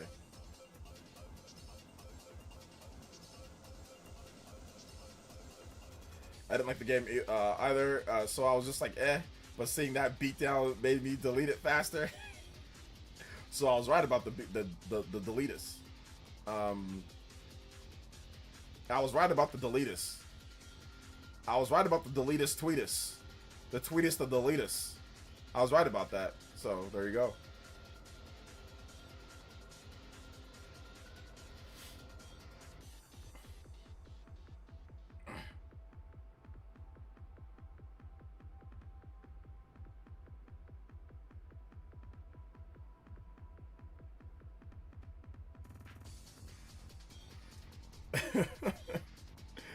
Yeah, Multiverses was all right though, but it just, like I said, after they went offline for like a half year, and they decided to come back online, you know, and the game completely changed. So it was just weird, you know. It was just really weird. Just really weird. Because like people were thinking, why did they go offline for so long? What happened? Why do they need to? And I think that's really what killed the game. Remember, that won Fighting Game of the Year at the Game Awards. So it won Fighting Game of the Year at the Game Awards, bro. Fighting Game of the Year at the Game Awards. So yeah, they went offline, then came back with the worst game. That's what killed it. That's what really killed it.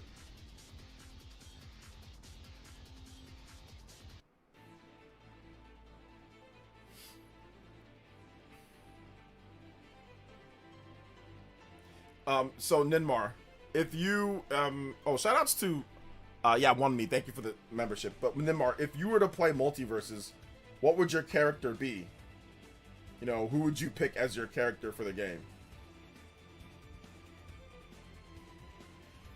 So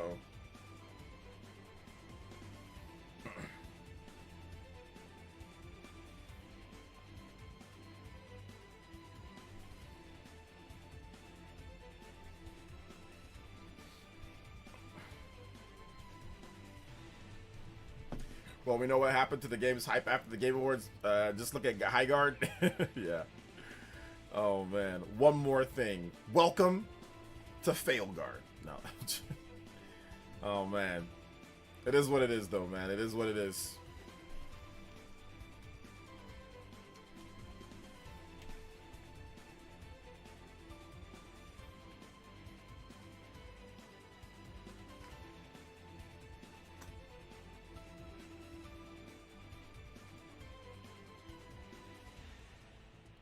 I'd probably pick Jake as a character. Okay, nice. Jake as a character.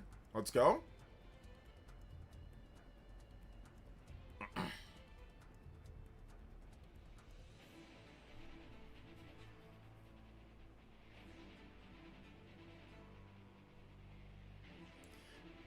Let's see here. I'm still mad that there's no virtual console on Switch. I keep my SNES classics not rent. Bro, just use emulation at this point if you want to own the game or something like that. Like, these are the same old ROMs people have been buying over and over since, like, the Wii or the 3DS or something like that, man. So just use emulation if you need to have, like, own ROMs. You know what I'm saying? If you don't like the virtual console or don't like what it offers, then, like I said, just bust out the Wii U if you had that, or bust out the 3DS, or, like I said, or just get the emulation and just do it that way and be happy. No need to be upset at that. They're just old ROMs that we bought over and over. One of these days, we should rewatch your reaction to Pyra Mythra. Yeah, we should. Yeah, you gotta let it go, man. They're just old ROMs. So, like, I've already bought these ROMs a million times. Like, they don't transfer over from the previous systems, or like, some of them do, some of them don't. It's been so confusing with Nintendo. So if we have the Switch 1 or Switch 2 where we gotta buy them again, it's like, I've already bought them a million times. If you really want them, like, just get yourself a little emulation device and just play it on there. You know, if you really need to have ROMs, you know, like, it's not that big of a deal to me. But, you know, I get, for some people, I get it, you know. But I'm not going to be sitting here spending $10 on N64 games, or spending, you know, buying a bunch of stuff. Like, I'd rather just have it to where it's all there. Just give me, just give me it there, and if I want to play a ROM, it'll be there if I feel like playing it. But I don't get upset about, like, ROMs, you know. But that's just me, once again. That's just me. I know people feel differently, obviously. People are enjoying that you can buy Pokemon Fire Red, Leaf Green. But they also complain about the price of Fire Red, Leaf Green, so there's also that.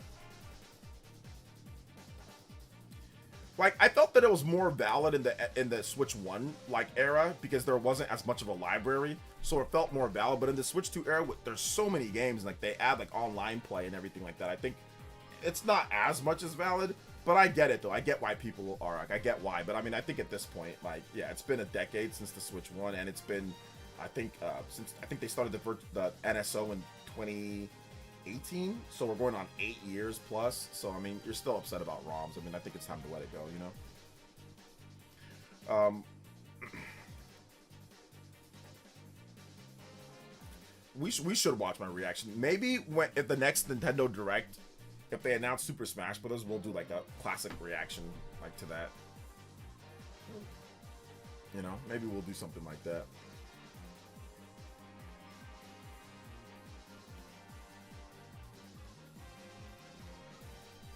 So I found Pyra getting the note instead of Rex so funny.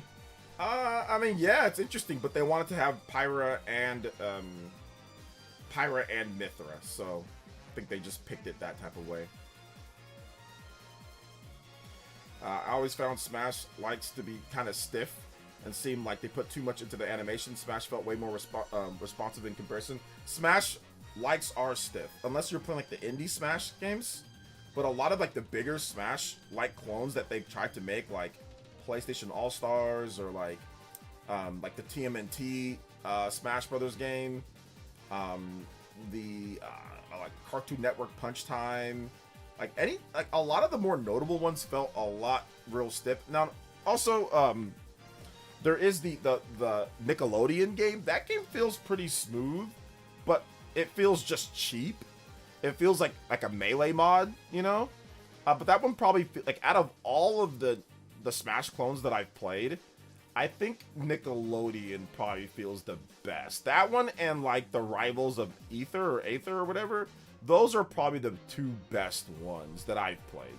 I know some people like Slap City or something, or like Brawlhalla, but those didn't feel that great to me. I think Nickelodeon and, yeah, and like, Yeah, Rivals of Aether, or whatever it's called. Those are probably the best ones. Late 2018 for the NSO classic gun, people would quiver on price. Yeah.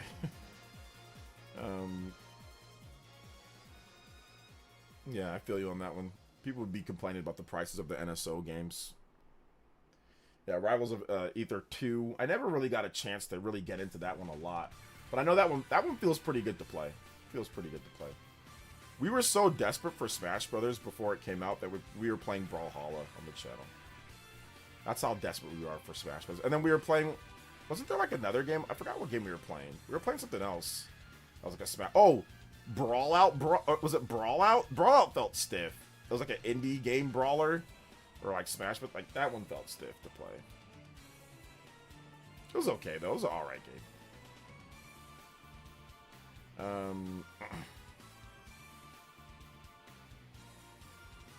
Yeah, we played Brawlhalla. You were playing too. We all played Brawlhalla. It was fun.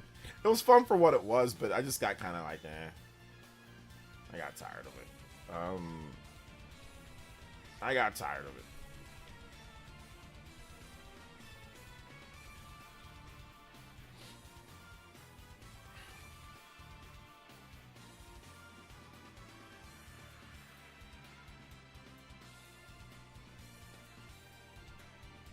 So, make sure you guys hit that like button if you have not hit that like button. We are kind of wrapping up the stream. Thank you guys for like the hour extension we just got there. Plus, we had the 122 streak. So, shout outs to Bad Set helping us get there. Of course, Justin, deported to Sling with multiple donos today as well. Thank you guys so much.